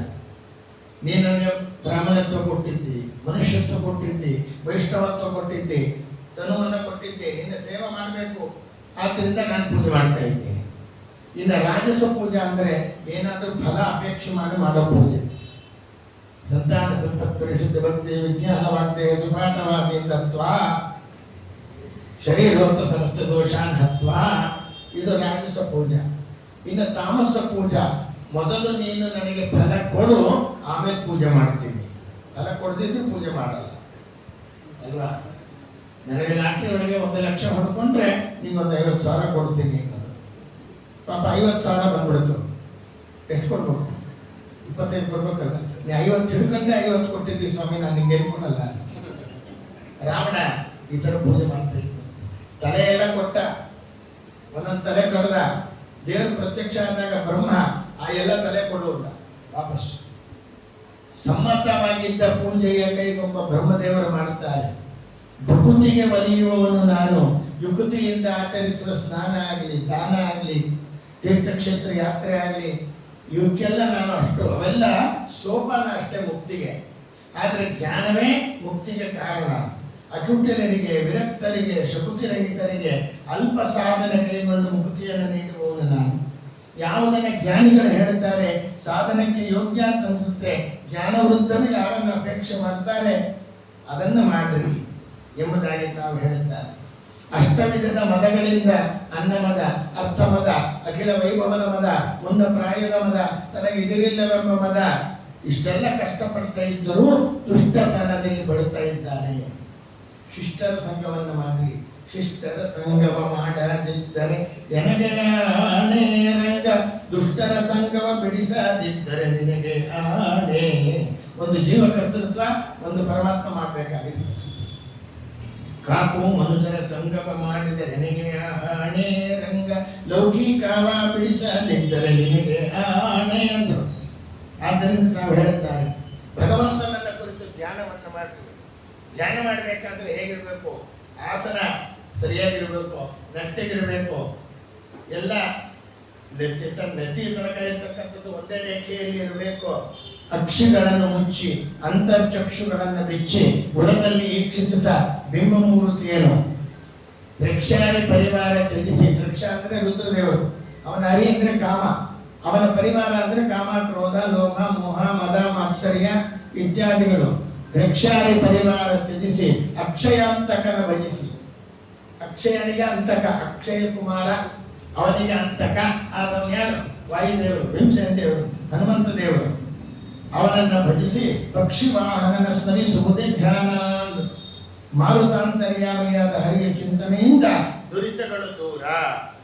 ಉದ್ಧವ ಹೇಳ್ತೀನಿ ಕೇಳು. ಗೀತೆ ಒಳಗೆ ವಿಭೂತಿ ಸಂಧಿ ಅಂತ ಬರುತ್ತೆ. ಭಗವಂತ ಹೇಳ್ತಾನೆ, ನೀ ಎಲ್ಲೆಲ್ಲಿದ್ದೀಯಪ್ಪ? ನಾ ಎಲ್ಲಿ ಇಲ್ಲ ಅಂತ ಕೇಳು. ಎಲ್ಲ ಕಡೆ ಇದ್ದೇನೆ, ಸಕಲ ವಸ್ತುಗಳಲ್ಲಿ ಇದ್ದೇನೆ, ಸಕಲ ಕಾಲಗಳಲ್ಲಿದ್ದೇನೆ. ಅಕುಟಿಲತೆ ಇರುವಲ್ಲಿ ನಾನಿರುವೆ. ಮೋಸ ಇರಬಾರ್ದು. ಮೋಸ ಇದ್ದ ಕಡೆ ನಾನಿರಲ್ಲ. ಅಕ್ಷರಗಳಲ್ಲಿ ಅಕಾರ, ಪಕ್ಷಿಗಳಲ್ಲಿ ವೈನತೆಯ, ಯಕ್ಷರಲ್ಲಿ ನಾನು ಕುಬೇರ ಕಾಣೋ, ವೇದಗಳಲ್ಲಿ ವಾಚಕನಾದೆ, ಪದಗಳಲ್ಲಿ ವಾಚ್ಯನಾಗಿದ್ದೇನೆ, ಆದಿತ್ಯರಲ್ಲಿ ವಿಷ್ಣು, ಸಿದ್ದೇಶ್ವರರಲ್ಲಿ ಕಪಿಲ, ಕುದುರೆಗಳಲ್ಲಿ ಉಚ್ಚೈಷ್ಣವಸ್ಸು, ನದಿಗಳಲ್ಲಿ ಭಾಗೀರಥಿ, ಶುದ್ಧೀಕರಣದಲ್ಲಿ ವಾಯು, ಬ್ರಹ್ಮರ್ಷಿಗಳಲ್ಲಿ ಭೃಗು, ದೇವರ್ಷಿಗಳಲ್ಲಿ ನಾರದ, ರಾಜರ್ಷಿಗಳಲ್ಲಿ ಸ್ವಯಂಭೂಮನು, ಗಜಗಳಲ್ಲಿ ಐರಾವತ, ಪ್ರಜೇಶ್ವರರಲ್ಲಿ ದಕ್ಷ, ಯಜ್ಞಗಳಲ್ಲಿ ವೇದಾಧ್ಯಯನ, ಮನೋನಿಗ್ರಹ ಯೋಗದಲ್ಲಿ, ಜ್ಞಾನದಲ್ಲಿ ಮೋಕ್ಷ ಸಾಧನ, ಸನತ್ಕುಮಾರ ಬ್ರಹ್ಮಚಾರಿಗಳಲ್ಲಿ ಸನಕ ಸನಂದನ, ಸನತ್ಕುಮಾರ ಸನತ್ ಸುಜಾತ, ಅವರಲ್ಲಿ ಸನತ್ಕುಮಾರ ನಾನೇ ವಿಭೂತಿ ರೂಪ, ಬಂಟರಲ್ಲಿ ನಾನು ಹನುಮ, ಮುನಿ ರೂಪದಲ್ಲಿ ನಾನೇ ಬಾದರಾಯಣ. ಹೀಗೆ ಇವೆಲ್ಲ ವಿಭೂತಿ ರೂಪಗಳು. ಅದನ್ನ ಹೇಳ್ತಾನೆ. ಪೃಥ್ವಿಯ ಗುಣಗಳಲ್ಲಿ ನಾನು ಗಂಧ, ರಸೋಹಂಸು ಕೌಂತೆಯ, ಮತ್ತೆ ಜಲದಲ್ಲಿ ಆ ಬಾಯಾರಿಕೆ ಹೋಗಿಸ್ತಕ್ಕಂಥ ಒಂದು ಗುಣ, ಆಕಾಶದಲ್ಲಿ ಶಬ್ದದ ಗುಣ ಎಂಬುದಾಗಿ ತಾನು ಹೇಳಿದ. ಆದ್ದರಿಂದ ಇವೆಲ್ಲ ನನ್ನ ವಿಭೂತಿ ರೂಪಗಳು. ಪದ್ಮರಾಗಮಣಿ ರತ್ನಗಳಲ್ಲಿ, ದ್ವಂದ್ವ ಸಹಿಷ್ಣುತೆಯಲ್ಲಿ, ಯಾವಾಗಲೂ ಸುಖವಾಗಲಿ ದುಃಖವಾಗಲಿ ಸಕನೇನಾಗಿರು ಪಾಂಡುರಂಗ, ಬಾಯಿನಲ್ಲಿ ಹೇಳ್ತೀವಿ, ಚಪ್ಪಾಳೆ ತರ್ತೀವಿ, ಆದರೆ ಅನುಭವಕ್ಕೆ ಬರೋದು ಬಹಳ ಕಠಿಣ. ಸರ್ವ ಶಬ್ದವಾಚ್ಯನಾಗಿರುವೆ, ಸರ್ವ ಪದಾರ್ಥಗಳೊಳಗೆ ಹೊರಗೆ ಸರ್ವತ್ರ ನೆನೆತಿರುವೆ, ಸರ್ವಗುಣ ಸ್ವರೂಪ ನಾನು ಶರ್ವಾದಿ ವಂದ್ಯನಾಗಿರುವೆ, ಪರ್ವಕಾಲಗಳಲ್ಲಿ ನೆನೆದು ಸುಖಿಸಬೇಕು. ಇದೆಲ್ಲ ಒಳ್ಳೆ ಪರ್ವಕಾಲ, ಅಧಿಕ ಮಾಸ ಅಂತ ನೋಡಿ. ಬುದ್ಧವ ವರ್ಣಾಶ್ರಮದ ಧರ್ಮಗಳನ್ನು ಹೇಳ್ತೀನಿ ಕೇಳು. ಬ್ರಾಹ್ಮಣೋಸ್ಯ ಮುಖಮಾಸಿ ಬಾಹು ರಾಜನ್ಯಕೃತ ಪೂರ್ವ ತದಸ್ಯ ತ್ವೈಷ್ಯಃ ಪ್ರಜ್ಞಾಂ ಶೂದ್ರೋ ಜಾಯತ. ಮುಖದಿಂದ ಬ್ರಾಹ್ಮಣರು ಹುಟ್ಟಿದ್ರು ಅಂದ್ರೆ ಮುಖದಿಂದ ಮಾಡುವ ಕೆಲಸ ವಹಿಸಿದ್ದೇನೆ. ಯಜನ, ಯಾಜನ, ಅಧ್ಯಯನ, ಅಧ್ಯಾಪನ, ದಾನ, ಪ್ರತಿಗ್ರಹಣ, ಇದು. ಕ್ಷತ್ರಿಯರು ಬಾಹುಗಳಿಂದ ಹುಟ್ಟಿದರು, ದೇಶ ಕಾಯಕ್ಕಿಟ್ಟಿದ್ದೇನೆ. ವೈಶ್ಯರು ಕಾಲಿನಿಂದ, ತಾವು ಹೇಳ್ತಾರೆ ತೊಡೆಯಿಂದ ಹುಟ್ಟಿದರು, ಕೂತ್ಕೊಂಡು ಮಾಡೋ ವ್ಯಾಪಾರ ಹೇಳಿದ್ದೇನೆ. ಶೂದ್ರನಿಗೆ ಕಾಲು, ಇವೆಲ್ಲ ಜಾತಿ ಅಲ್ಲ, ಇದು ಒಂದೊಂದು ಕಸುಬು. ಏನೋ ಒಂದು ಆರಾಧನೆ ಮಾಡ್ತೀರಿ, ಏನೋ ಒಂದು ಫಂಕ್ಷನ್ ಮಾಡ್ತೀರಿ, ಎಲ್ಲರೂ ಪ್ರವಚನ ಮಾಡ್ತೀವಿ ಅಂದ್ರೆ ಆಗಲ್ಲ, ಎಲ್ಲರೂ ಅಡುಗೆ ಮಾಡ್ತೀವಿ ಅಂದ್ರೆ ಆಗಲ್ಲ. ಅಡುಗೆ ಮಾಡೋರು ಇರಬೇಕು, ಸಾಮಂತರವರು ಇರಬೇಕು ಅಲ್ವಾ? ಎಲ್ಲ ಕೆಲಸ ಮಾಡೋರು ಇದ್ದಾಗ ಮಾತ್ರ ಆರಾಧನೆ ಚೆನ್ನಾಗಿ ನಡೆಯೋದು. ಹಾಗೆ ಭಗವಂತ ಒಬ್ಬೊಬ್ಬರಿಗೆ ಒಂದೊಂದು ಕಲೆಯನ್ನು ಕೊಡ್ತಾನೆ. ಒಬ್ಬರು ಚೆನ್ನಾಗಿ ಸಂಗೀತ ಹಾಡಬಲ್ಲರು, ಎಲ್ರಿಗೂ ಯಾಕೆ ಸಂಗೀತ ಕಲೆ ಕೊಡಲಿಲ್ಲ? ಆ ಸಂಗೀತದಲ್ಲಿ ವಾದ್ಯಗಳನ್ನು ನುಡಿಸೋರು ಬೇರೆ, ಅದರಲ್ಲಿ ಪರಿಣತರಾದವರು ಬೇರೆ. ವೈಲಿನ್ ನುಡಿಸ್ತಕ್ಕಂಥವ್ರಿಗೆ ತಬಲಾ ಕೊಟ್ಟರೆ ನುಡ್ಸಕ್ ಬರಲ್ಲ, ತಬಲಾ ನುಡಿಸ್ತಕ್ಕಂಥವ್ರಿಗೆ ಇನ್ನೊಂದು ಯಾವುದೋ ಕೊಟ್ಟು ನುಡ್ಸಕ್ ಬರಲ್ಲ. ಒಬ್ಬೊಬ್ಬರನ್ನ ಪರಿಣತರು ಮಾಡ್ತಾನೆ. ಯಾಕೆ ಅಂದ್ರೆ ಆ ಒಂದು ಕಲೆಯನ್ನು ಗುರುತಿಸಬೇಕು, ಅವನ ಜೀವನ ಸಾಗಿಸಬೇಕು. ಒಂದು ಪ್ರಾಣಿ ಮಾಡುವ ಕೆಲಸ ಇನ್ನೊಂದು ಪ್ರಾಣಿ ಮಾಡಲ್ಲ. ಹಸುವಿನ ಹಾಲನ್ನು ತಗೋತೇವೆ, ಬೇರೆ ಪ್ರಾಣಿಗಳ ಹಾಲನ್ನು ತಗೋತೀರಾ ಎಂಬುದಾಗಿ ಹೇಳ್ತಾರೆ. ಆದ್ದರಿಂದ ಚಾತುರ್ವರ್ಣ್ಯಗಳು, ಬ್ರಹ್ಮಚರ್ಯದಲ್ಲಿ ನೈಷ್ಠಿಕ ಬ್ರಹ್ಮಚಾರಿ ಅಂತ ಆಜನ್ಮ ಪ್ರಪಂಚ ಬ್ರಹ್ಮಚಾರಿಯಾಗಿರೋರು. ಇನ್ನ ಉಪಕುರ್ವಾಣ ಅಂತ ಕೆಲವು ಕಾಲ ಬ್ರಹ್ಮಚಾರಿಯಾಗಿದ್ದು ನಂತರ ಗೃಹಸ್ಥನಾಗಿ ಸನ್ಯಾಸಿಯಾಗಿ ಹೋಗತಕ್ಕಂಥವ್ರು. ಗೃಹಸ್ಥ ಧರ್ಮ, ವಾನಪ್ರಸ್ಥ ಧರ್ಮ, ಸನ್ಯಾಸ ಧರ್ಮ, ಅದರಲ್ಲಿ ಕುಟೀಚಕ, ಅದರಲ್ಲಿ ಬಹುದಕ, ಹಂಸರು, ಪರಮಹಂಸರು, ಅವಧೂತರು, ಎಷ್ಟು ವಿಷಯಗಳು ಹೇಳುತ್ತಾರೆ. ಯಮ ನಿಯಮಾದಿಗಳನ್ನು ವರ್ಣನೆ ಮಾಡುತ್ತಾರೆ, ಶಮದಮಾದಿಗಳನ್ನು ವರ್ಣನೆಯನ್ನು ಮಾಡುತ್ತಾರೆ, ಕರ್ಮಾಚರಣೆಯ ಮರ್ಮವನ್ನು ಹೇಳುತ್ತಾರೆ. ಇವೆಲ್ಲ ನಿಷ್ಕಾಮನೆಯಿಂದ ಮಾಡಬೇಕು. ತೋಯಜಾಕ್ಷರ ನಾಮದಿಂದ ಕಾಯವುದು ಶುದ್ಧವಾಗುವುದು, ಆಯಸ್ಸು ಹೆಚ್ಚುವುದು, ಶ್ರೇಯಸ್ಸು ಆಗುವುದು, ಸ್ತ್ರೀಯರತನ ಕಾರುಣ್ಯಕ್ಕೆ ಶುಚಿಸ್ತುತ್ಯುಕ್ತ ಕರ್ಮಗಳ ಮಾಡಲು ಕಾಯುವನು ನಮ್ಮ ಸ್ವಾಮಿ ಎಂದರು. ಅಷ್ಟೇ ಅಲ್ಲ, ದೇವರ ಪೂಜೆ ಮಾಡಬೇಕಾದರೆ ಹೇಗೆ ಮಾಡಬೇಕು? ತಾರತಮ್ಯವಿಲ್ಲದೆ ದೇವರ ಪೂಜೆ ಮಾಡೋ ಹಂಗಿಲ್ಲ. ದ್ವಾರಪಾಲಕರ ಪೂಜೆಯಿಂದ ಶುರು ಮಾಡ್ಕೋಬೇಕು. ತಾರತಮ್ಯವಾಗಿ ಎಲ್ಲರನ್ನೂ ಸ್ಮರಣೆ ಮಾಡಬೇಕು. ಪಂಚಾಯತನ ಪೂಜೆ ಅಂತ ಹೇಳಿ ಒಟ್ಟಿಗೆ ಇಟ್ಕೊಂಡು ಮಾಡಬೇಡ್ರಿ. ಭಗವಂತನಿಗೆ ಒಂದು ಸ್ಥಾನ, ಅವನ ಎಡಭಾಗದಲ್ಲಿ ಗುರುಗಳ ಬೃಂದಾವನ ಇತ್ಯಾದಿಗಳು ಇಟ್ಟುಕೊಂಡ್ರಿ. ಬಲಗಳಲ್ಲಿ ಮುಖ್ಯ ಪ್ರಾಣದೇವರು ಗರುಡ, ಶೇಷ ಇವರನ್ನ ಇಟ್ಟುಕೊಂಡ್ರಿ. ನೋಡ್ರಿ ಎಷ್ಟು ಮಟ್ಟಿಗೆ ಹೇಳ್ತಾರೆ. ಒಂದು ಮಂಗಳಾರತಿ ಮಾಡಬೇಕಾದ್ರೆ ದೇವರಿಗೆ ಪಾದಕ್ಕೆ 3 ಸರ್ತಿ ಮಾಡ್ರಿ, ಮಧ್ಯದಲ್ಲಿ ವಕ್ಷಸ್ಥಳಕ್ಕೆ 1 ಸರ್ತಿ ಮಾಡ್ರಿ, ಮೇಲ್ಗಡೆ ಮುಖಕ್ಕೆ 3 ಸರ್ತಿ ಮಾಡ್ರಿ, ಎಷ್ಟಾಯ್ತು? 3 1 4 3 7 ಆಯ್ತು. ಆಪಾದ ಮಡುಬರಿ ಹತ್ರ 7 ಸರ್ತಿ ಮಾಡಿ, 14 ಸರ್ತಿ, 14 ಲೋಕಗಳ ಒಡೆಯ. ಆ ಚಿಂತನೆ ನಿಮಗೆ ಬರಲಿ. ಇನ್ಯಾರು ಹೇಳ್ತಾರೆ ಭಾಗವತದಲ್ಲಿ? ಭಾಗವತದಲ್ಲಿ ಏನಿಲ್ಲ, ಎಲ್ಲ ಇದೆ. ಮಡಿ ಆಚರಣೆ ಬಗ್ಗೆ ಹೇಳ್ತಾರೆ. ಮಡಿ ಅಂದ್ರೇನು? ಭಗವಂತನ ಸನ್ನಿಧಾನ. ಎಲ್ಲಕ್ಕೂ ಒಂದೇ ಥರ ಅಲ್ಲ. ಇದೊಂದು ಮನೆ ಇದೆ, ನಾನು ವಾಸ ಮಾಡಬೇಕು. ಯಾರೋ ಶೂದ್ರರು ವಾಸ ಮಾಡಿದ್ರು, ಆದ್ದರಿಂದ ಶುದ್ಧಿ ಮಾಡಬೇಕು. ನಿಮಗೆ ಇದನ್ನ ಹುಣಸೆಹಣ್ಣು ತೊಳಿತೀರಾ? ಇಲ್ಲ. ಕೆಲವು ಕಾಲ ಗಾಳಿ ಆಡಿರುತ್ತೆ, ಪುಣ್ಯಾಹ ಮಾಡ್ರಿ, ಪ್ರೋಕ್ಷಣೆ ಮಾಡ್ರಿ, ಹೋಗಿರ್ರಿ, ಅದೇ ಶುದ್ಧಿ. ಹಿತ್ತಾಳೆ ಪಾತ್ರೆ, ಕಂಚಿನ ಪಾತ್ರೆ, ತಾಮ್ರದ ಪಾತ್ರೆ ಇದೆ, ಅದಕ್ಕೆ ಹುಣಸೆಹಣ್ಣು ಹಚ್ಚೆ ತೊಳಿಬೇಕು. ಮಣ್ಣಿನ ಪಾತ್ರೆಗಳಿದೆ, ಅದನ್ನು ಸುಡಬೇಕು. ಮನೆಯಲ್ಲಿ ಒಂದು ಪಾವು ಅಕ್ಕಿ ಅನ್ನ ಮಾಡ್ಕೊಂಡಿರ್ತೀರಿ, ಯಾವುದೋ ಒಂದು ಬೆಕ್ಕು ಮುಟ್ಟಿತು, ಅದು ಬಿಸಾಕ್ರಿ, ಬೇರೆ ಮಾಡ್ರಿ. ಆದ್ರೆ ರಾಘವೇಂದ್ರ ಸ್ವಾಮಿಗಳ ಆರಾಧನೆ ಮಾಡ್ತೀರಿ, ದೊಡ್ಡದಾಗ ಅನ್ನದ ರಾಶಿ ಮಾಡಿ ಹಾಕಿರ್ತೀರಿ, ಒಂದು ಕಾಗೆ ಬಂದು ಕೂತ್ಕೊಂತು, ಏನ್ ಮಾಡ್ತೀರಪ್ಪ? ಆ ಭಾಗವನ್ನು ಅನ್ನ ತೆಗೀರಿ, ತೀರ್ಥ ಪ್ರೋಕ್ಷಣೆ ಮಾಡ್ರಿ, ಬಡದ್ರಿ. ಮನೆಯಲ್ಲಿ ಒಂದು ಕೊಡ ನೀರನ್ನ ಇಟ್ಟಾಗ ಒಂದು ಮಗು ಬಂದು ಮುಟ್ಟಿತು ಅಂದ್ರೆ ಅದು ಮೈಲಿಗೆ ಆಯಿತು. ಆದರೆ ನದಿಗೆ ಹೋಗ್ತೀರಿ, ಬಾಹುಲ್ಯತೆ ಇರ್ತದೆ. ಆದ್ದರಿಂದ ಅನೇಕ ದನ ನೀರು ಕುಡಿತಾ ಇರುತ್ತೆ, ಇನ್ನೊಬ್ರು ಬಟ್ಟೆ ಒಗಿತಾ ಇರ್ತಾರೆ, ನಾವೇ ಸ್ನಾನ ಮಾಡಿರ್ತೀವಲ್ಲಿ, ಅದೇ ಮತ್ತೆ ನೀರನ್ನು ತಗೊಂಡು ದೇವ್ರ ಪೂಜೆ ಮಾಡ್ತೀವಿ. ಯಾಕೆ? ಹರಿಯುವ ನೀರು. ನಾನು ಸ್ನಾನ ಮಾಡಿದ ನೀರು ಅಲ್ಲಿಲ್ಲ, ಹರ್ಕೊಂಡು ಹೋಗಿದೆ, ಆಮೇಲೆ ನಾವು ಮಾಡಿದ್ದೇವೆ. ಆದ್ದರಿಂದ ಬಾಹುಲ್ಯತೆ. ಬೀದಾರ ಸ್ವಾಮಿಗಳ ಕೊನೆ ಪರ್ಯಾಯದಲ್ಲಿ ಒಂದು ಹರಿದಾಸ ಸಮ್ಮೇಳನ ಮಾಡಿದ್ವು. ಅಲ್ಲಿ 2000 ಜನ ಸೇರಿದ್ವು. ನಾವು ಚೌಕಿ ಊಟಕ್ಕೆ ಹೋಗ್ಬೇಕು ಅಂತ ಎಲ್ಲರಿಗೂ ಆಸೆ. ಆದರೆ ಚೌಕಿ ಒಳಗಿರೋದೇ 400 ಜನಕ್ಕೆ ಅವಕಾಶ. ಆದರೆ ಸ್ವಾಮಿಗಳನ್ನು ಕೇಳಿದ್ರು, ಏನ್ ಮಾಡೋಣ ಅಂತ. ಎಲ್ಲಿ? ರಾಜಾಂಗಣದ ಚೌಕಿ ಹಾಕ್ತೀನಿ. ನಾ ಚೌಕಿ ಅಂದ್ರೇನು? ಸ್ವಾಮಿಗಳ ಸಹಪಂಕ್ತಿ. ಸ್ವಾಮಿಗಳು ನಾವೇ ಬಂದು ಕೂತ್ಕೋತೀವಿ. ಮೇಲ್ಗಡೆ ಸ್ವಾಮಿಗಳಿಗೆಲ್ಲ ಎಲೆ ಹಾಕಿದ್ರು, ಕೆಳಗಡೆ ಎಲ್ರಿಗೂ ಎಲೆ ಹಾಕಿದ್ರು. ಆಗ ಕೆಲವರು ಒಡಿವಂತರು ಕೇಳಿದ್ರು, ರಾಜಾಂಗಣದಲ್ಲಿ ಬೇರೆಯವರೆಲ್ಲ ಬರ್ತಾರಲ್ಲ ಸ್ವಾಮಿ, ಏನ್ ಮಾಡೋದು? ಒಂದು 10% ಬರಬಹುದು, ಬಾಹುಳ್ಯತೆ. ಆಗ ಈ ಉದಾಹರಣೆ ಕೊಟ್ಟರು.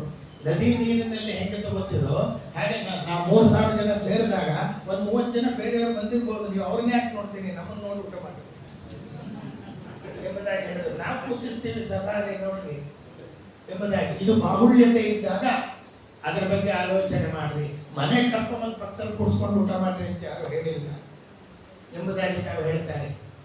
ಇದು ಭಗವಂತನ ಚಿಂತನೆ ನಮಗೆ ಅತ್ಯಂತ ಮುಖ್ಯ. ಮೇಲ್ಗಡೆ ಅಡುಗೆ ಮಾಡ್ತಾ ಇದ್ದಾರೆ, ಯಾವ್ದು ಮುಟ್ಟಿದ್ರೋ ಏನೋ, ಯಾವ ನೀರು ತಗೊಂಡ್ರೋ ಏನೋ, ಮಡಿ ಆಯ್ತೋ ಇಲ್ಲೋ ಅಂದ್ರೆ ನಾವು ಇಲ್ಲೇನು ಪ್ರಯೋಜನ ಮಾಡಬೇಕು? ಆ ಚಿಂತನೆ ಬೇಡ ಎಂಬುದಾಗಿ ತಾವು ಹೇಳ್ತಾರೆ. ಎಲ್ಲದಕ್ಕೂ ಒಂದೇ ತರ ಅಂಗಡಿಗೆ ಹೋಗ್ತೀರಿ, ಉಪ್ಪು ತಗೋತೀರಿ, ಸಕ್ಕರೆ ತಗೋತೀರಿ, ಆ ತಗೊಂಡ್ಬಂದಿದ್ದಾರೆ ಪಾಪ ಒಂದು ಸಿಗರೇಟ್ ಸೇರ್ತಾ ಇದ್ದಾರೆ ಅಂತ ಹೇಳಿ ಒಂದು ಕೊಡ ನೀರು ಹಾಕಿದ್ರೆ ಆಗುತ್ತೆ? ದ್ರವ್ಯ ಶುದ್ಧಿ ಎಂಬುದಾಗಿ ದುಡ್ಡು ಕೊಟ್ಟಿರ್ತಾರೋ ಇಲ್ಲ, ಅದೇ ಶುದ್ಧಿ ಎಂಬುದಾಗಿ ತಾವು ಹೇಳಿದ್ರು. ಕೆಲವು ಮಾತಿಗೆ ಹಿರಿಯರ ವಚನ ಶುದ್ಧಿ. ಮನೆಯಲ್ಲಿ ಹಿರಿಯರು ಹೆಂಗೆ ಹೇಳ್ತಾರೋ ಹಂಗೆ ಮಾಡ್ಬಿಟ್ರಿ. ಇಲ್ಲ ನಿಮ್ಮ ಗುರುಗಳು, ಮಠದ ಗುರುಗಳು, ಯಾವ್ದು ಗುರುಗಳಂತ ಯಾರನ್ನ ನೀವು ನಂಬಿದ್ದೀರೋ, ಯಾರಲ್ಲಿ ವಿಶ್ವಾಸ ಇಟ್ಟಿದ್ದೀರೋ ಅವರು ಹೇಳಿದಂತೆ ಮಾಡ್ಬಿಟ್ರಿ. ಫಲಾಫಲಗಳು ಅವರಿಗೆ ಸೇರ್ತದೆ, ನಿಮಗೆ ಸೇರಲ್ಲ. ಆದ್ರೆ ಮಾಡದೇ ಇರಬಾರ್ದು ಎಂಬುದಾಗಿ ತಾವು ಹೇಳ್ತಾರೆ. ಎಲ್ಲಕ್ಕೂ ಒಂದೇ ತರ ಇರ್ತಕ್ಕಂಥದ್ದಲ್ಲ. ವಿಪ್ರವಾಕ್ಯವು ಜನಾರ್ದನ ಅಂತ ಅದಕ್ಕೋಸ್ಕರವಾಗಿ ತಾವು ಹೇಳಿದ್ದು ಎಂಬುದಾಗಿ ಹೇಳಿ ಸೂಕ್ಷ್ಮತೆಗಳನ್ನು ಅರಿತು ಭಗವಂತನ ಸೇವಾ ಮಾಡಿ ಎಂಬುದಾಗಿ ಹೇಳ್ತಾರೆ. ವೇದವ್ಯಾಸ ಪೀಠ ಅಂತ ಇದಕ್ಕೆ ಹೆಸರಪ್ಪ. ಎಲ್ಲ ಒಂದು ಕಡೆ ಹಿಂಗೆ ಭಾಗವತ ಹೇಳಿದ್ದು. ವೇದವ್ಯಾಸ ಪೀಠದಿಂದ ಇವೆಲ್ಲ ಹೂ ಇಟ್ಟಿದ್ರು, ಹೂ ತೆಗೆದು ಕೊಟ್ಟೆ. ತಕ್ಷಣದಲ್ಲಿ ಹೋಗಿ ಬಚ್ಚಮ್ಮಲ್ಲಿ ಸ್ನಾನ ಮಾಡಿದನು. ಯಾಕಮ್ಮ ಮಾಡಿದ್ರಿ ಅಂತೆ? ನೀವು ಹೂ ಕೊಟ್ಟರಲ್ಲ, ಅದ್ರ ದಾರ ಇತ್ತು, ಅದಕ್ಕೆ ಮತ್ತೆ ಸ್ನಾನ ಮಾಡಿದೆ. ವೇದವ್ಯಾಸ ಪೀಠದಿಂದ ಬಂದಾಗ ಅಲ್ಲಿ ಮೈಲಿಗೆ ಚಿಂತನೆ ಮಾಡಬಾರದು, ಆ ಪೀಠದ ಚಿಂತನೆ ಮಾಡಬೇಕು ಎಂಬುದಾಗಿ ನಾವು ಹೇಳಿದ್ದಾರೆ. ಇದೆಲ್ಲ ನಾವು ದಿನನಿತ್ಯದಲ್ಲಿ ಆಚರಣೆ ಮಾಡುವಾಗ ನಾವು ನೋಡ್ತಾ ಇರಬೇಕಪ್ಪ ಎಂಬುದಾಗಿ ನಾವು ಹೇಳುತ್ತಾರೆ. ಆಗ ಆ ಒಬ್ಬ ಚರ ಎಂಬತಕ್ಕಂಥ ವ್ಯಾಧ ಕೃಷ್ಣ ಕಾಲ ಮೇಲೆ ಕಾಲ ಹಾಕೊಂಡು ಕೂತಿದ್ದಾನೆ. ಒಂದು ಬಾಣವನ್ನು ಬಿಡ್ತಾನೆ, ಅದು ಯಾವುದೋ ಒಂದು ಗಿಣಿ ತಿಳ್ಕೊಂಡು ಕೃಷ್ಣನ ಕಾಲಿಗೆ ತಗುತ್ತೆ. ಹೆದರಿದನು ವ್ಯಾಧ, ಮುದುರಿದ ದೇಹ, ಪಾದಕ್ಕೆ ಎರಗಿದ ಕ್ಷಮಿಸು ಎಂಬುದಾಗಿ ತಾನು ಹೇಳ್ತಾನೆ. ನಾನೇ ಈ ರೀತಿ ಮಾಡಿಸಿದ್ದೀನಪ್ಪ, ನನ್ನ ಇಚ್ಛೆ ಅಂತ ಹೇಳಿದ. ಬಲರಾಮ ನೀನು ಮೂಲ ರೂಪಕ್ಕೆ ಹೋಗು. ರುಕ್ಮಿಣಿ, ಮೂಲ ರೂಪಕ್ಕೆ ನೀನು ಸಹ ಸೇರ್ಕೊ. ಸತ್ಯಭಾಮ, ನೀನು ಮೂಲ ರೂಪಕ್ಕೆ ಹೋಗು. ಷಣ್ಮಹಿಷಿಯರು ಮೂಲ ರೂಪಕ್ಕೆ ಹೋಗ್ತಾರೆ. 16,100 ಜನ ಮ್ಲೇಚ್ಛರ ವಶ ಆಗ್ತಾರೆ ಕೃಷ್ಣ ಹೋದ್ಮೇಲೆ. ಅರ್ಜುನನಿಗೆ ಬಿಡಿಸಕ್ಕಾಗೋದಿಲ್ಲ. ಅದೇ ರಥ, ಅದೇ ಬಾಣ, ಅದೇ ಅರ್ಜುನ. ಆದರೆ ಕೃಷ್ಣ ಹತ್ತಿರದಲ್ಲಿ ಇಲ್ಲ, ಬಿಡಿಸಕ್ಕಾಗಲಿಲ್ಲ ಎಂಬುದಾಗಿ ತಾವು ಹೇಳುತ್ತಾರೆ. ಹೀಗೆ ಅನೇಕ 11ನೇ ಸ್ಕಂದ ಇದೆಯಲ್ಲ, ಎಂಥದ್ದು ಅಂತಂದ್ರೆ 1 ತಿಂಗಳು ಹೇಳಿದ್ರೂ ಆಗುತ್ತೆ, 2 ವರ್ಷ ಹೇಳಿದ್ರೂ ಆಗುತ್ತೆ. ಅಷ್ಟು ಉಪದೇಶಗಳನ್ನ, ವರ್ಣಾಶ್ರಮ ಧರ್ಮಗಳನ್ನ, ವಿಭೂತಿ ರೂಪಗಳನ್ನ, ಮಡಿಮೇಲಿಗೆ ಆಚರಣೆಗಳನ್ನ ಎಲ್ಲವನ್ನ ತಿಳಿಸ್ತಕ್ಕಂಥ ಸಂಧಿ. ದೇವತೆಗಳೆಲ್ಲ ಮೊರೆ ಇಡಲು ದೇವದುಂದುಬಿಗಳು ಮೊಳಗುತ್ತಿರೆ. ದೇವದೇವೋತ್ತಮನು ಚಿತ್ತೈಸಿದನು ಮಂದಿರಕ್ಕೆ. ತನ್ನದೇ ಆದ ಒಂದು ರೂಪವನ್ನು ಕೆಳಗೆ ಹಾಕದ, ದಾರುಕ ರಥವನ್ನು ತಂದ, ಶಂಕುಚಕ್ರಗಳ ಮೇಲೆ ಹೋದವು. ರಥದಲ್ಲಿ ಕುಳಿತುಕೊಂಡು ಕೃಷ್ಣ ಮೇಲೆ ಹೋಗ್ತಾ ಇದ್ದಾನೆ, ಪ್ರಯಾಣ ಮಾಡ್ತಾ ಇದ್ದಾನೆ. ಗಂಗಾ ಜನಕನು ತೆರಳಲು ಗಂಗೆ ಉಕ್ಕಿ ಬಂದಳು ದುಃಖದಿ. ಹಾಲು ಕಾಯಕ್ಕಿಟ್ಟಿರ್ತೀನಿ, ಉಕ್ಕು ಬರುತ್ತೆ. ಯಾಕೆ? ನೀರಿನ ಅಂಶ ಹೊಟ್ಟೋಯ್ತು. ಒಂಚೂರು ನೀರು ಹಾಕಿ ಮಕ್ಕಳ ಹೊಟ್ಟೋಗೋದು. ಹಾಗೆ ತಂದೆ ತಾಯಿಗಳೆಲ್ಲಾದ್ರೂ ಹೋಗ್ಬೇಕಾದ್ರೆ ಮಕ್ಕಳು ಏನ್ ಮಾಡ್ತಾರೆ? ನಾನು ಬರ್ತೀನಿ ಅಂತಾರೆ. ಹಾಗೆ ಗಂಗಾ ಜನಕ ಹೋಗ್ತಾ ಇದ್ರೆ ಗಂಗೆ ಮೇಲೆ ಬಂದಂತೆ ಇಡೀ ಸಮುದ್ರ ದ್ವಾರಕಾಪಟ್ಟಣವನ್ನು ಮುಳುಗಿಸಿ ಬಿಡಿತು. ಅಂಗನೆಯರೆಲ್ಲ ಸೊಬತಿ ಅಂಗದಲ್ಲಿ ಸಾಗಮನವನ್ನೇ ಮಾಡಿದರು. ನಮ್ಮ ಸ್ವಾಮಿ ನೋಡ ನಗುತ್ತಾ ಇದ್ದಾನೆ. ರಾಮಾವತಾರದಲ್ಲಿ ಯಾರ್ಯಾರು ಮೋಕ್ಷಕ್ಕೆ ಬರ್ತೀರಿ ಎಲ್ಲರೂ ಬನ್ರಿ ಕರ್ಕೊಂಡು ಹೋಗಿದ್ದ. ಸಮಯಾತ ಸಮಯಾತ ಏ ಮೋಕ್ಷ ಪದೇಚ್ಛವ ಅಂತ.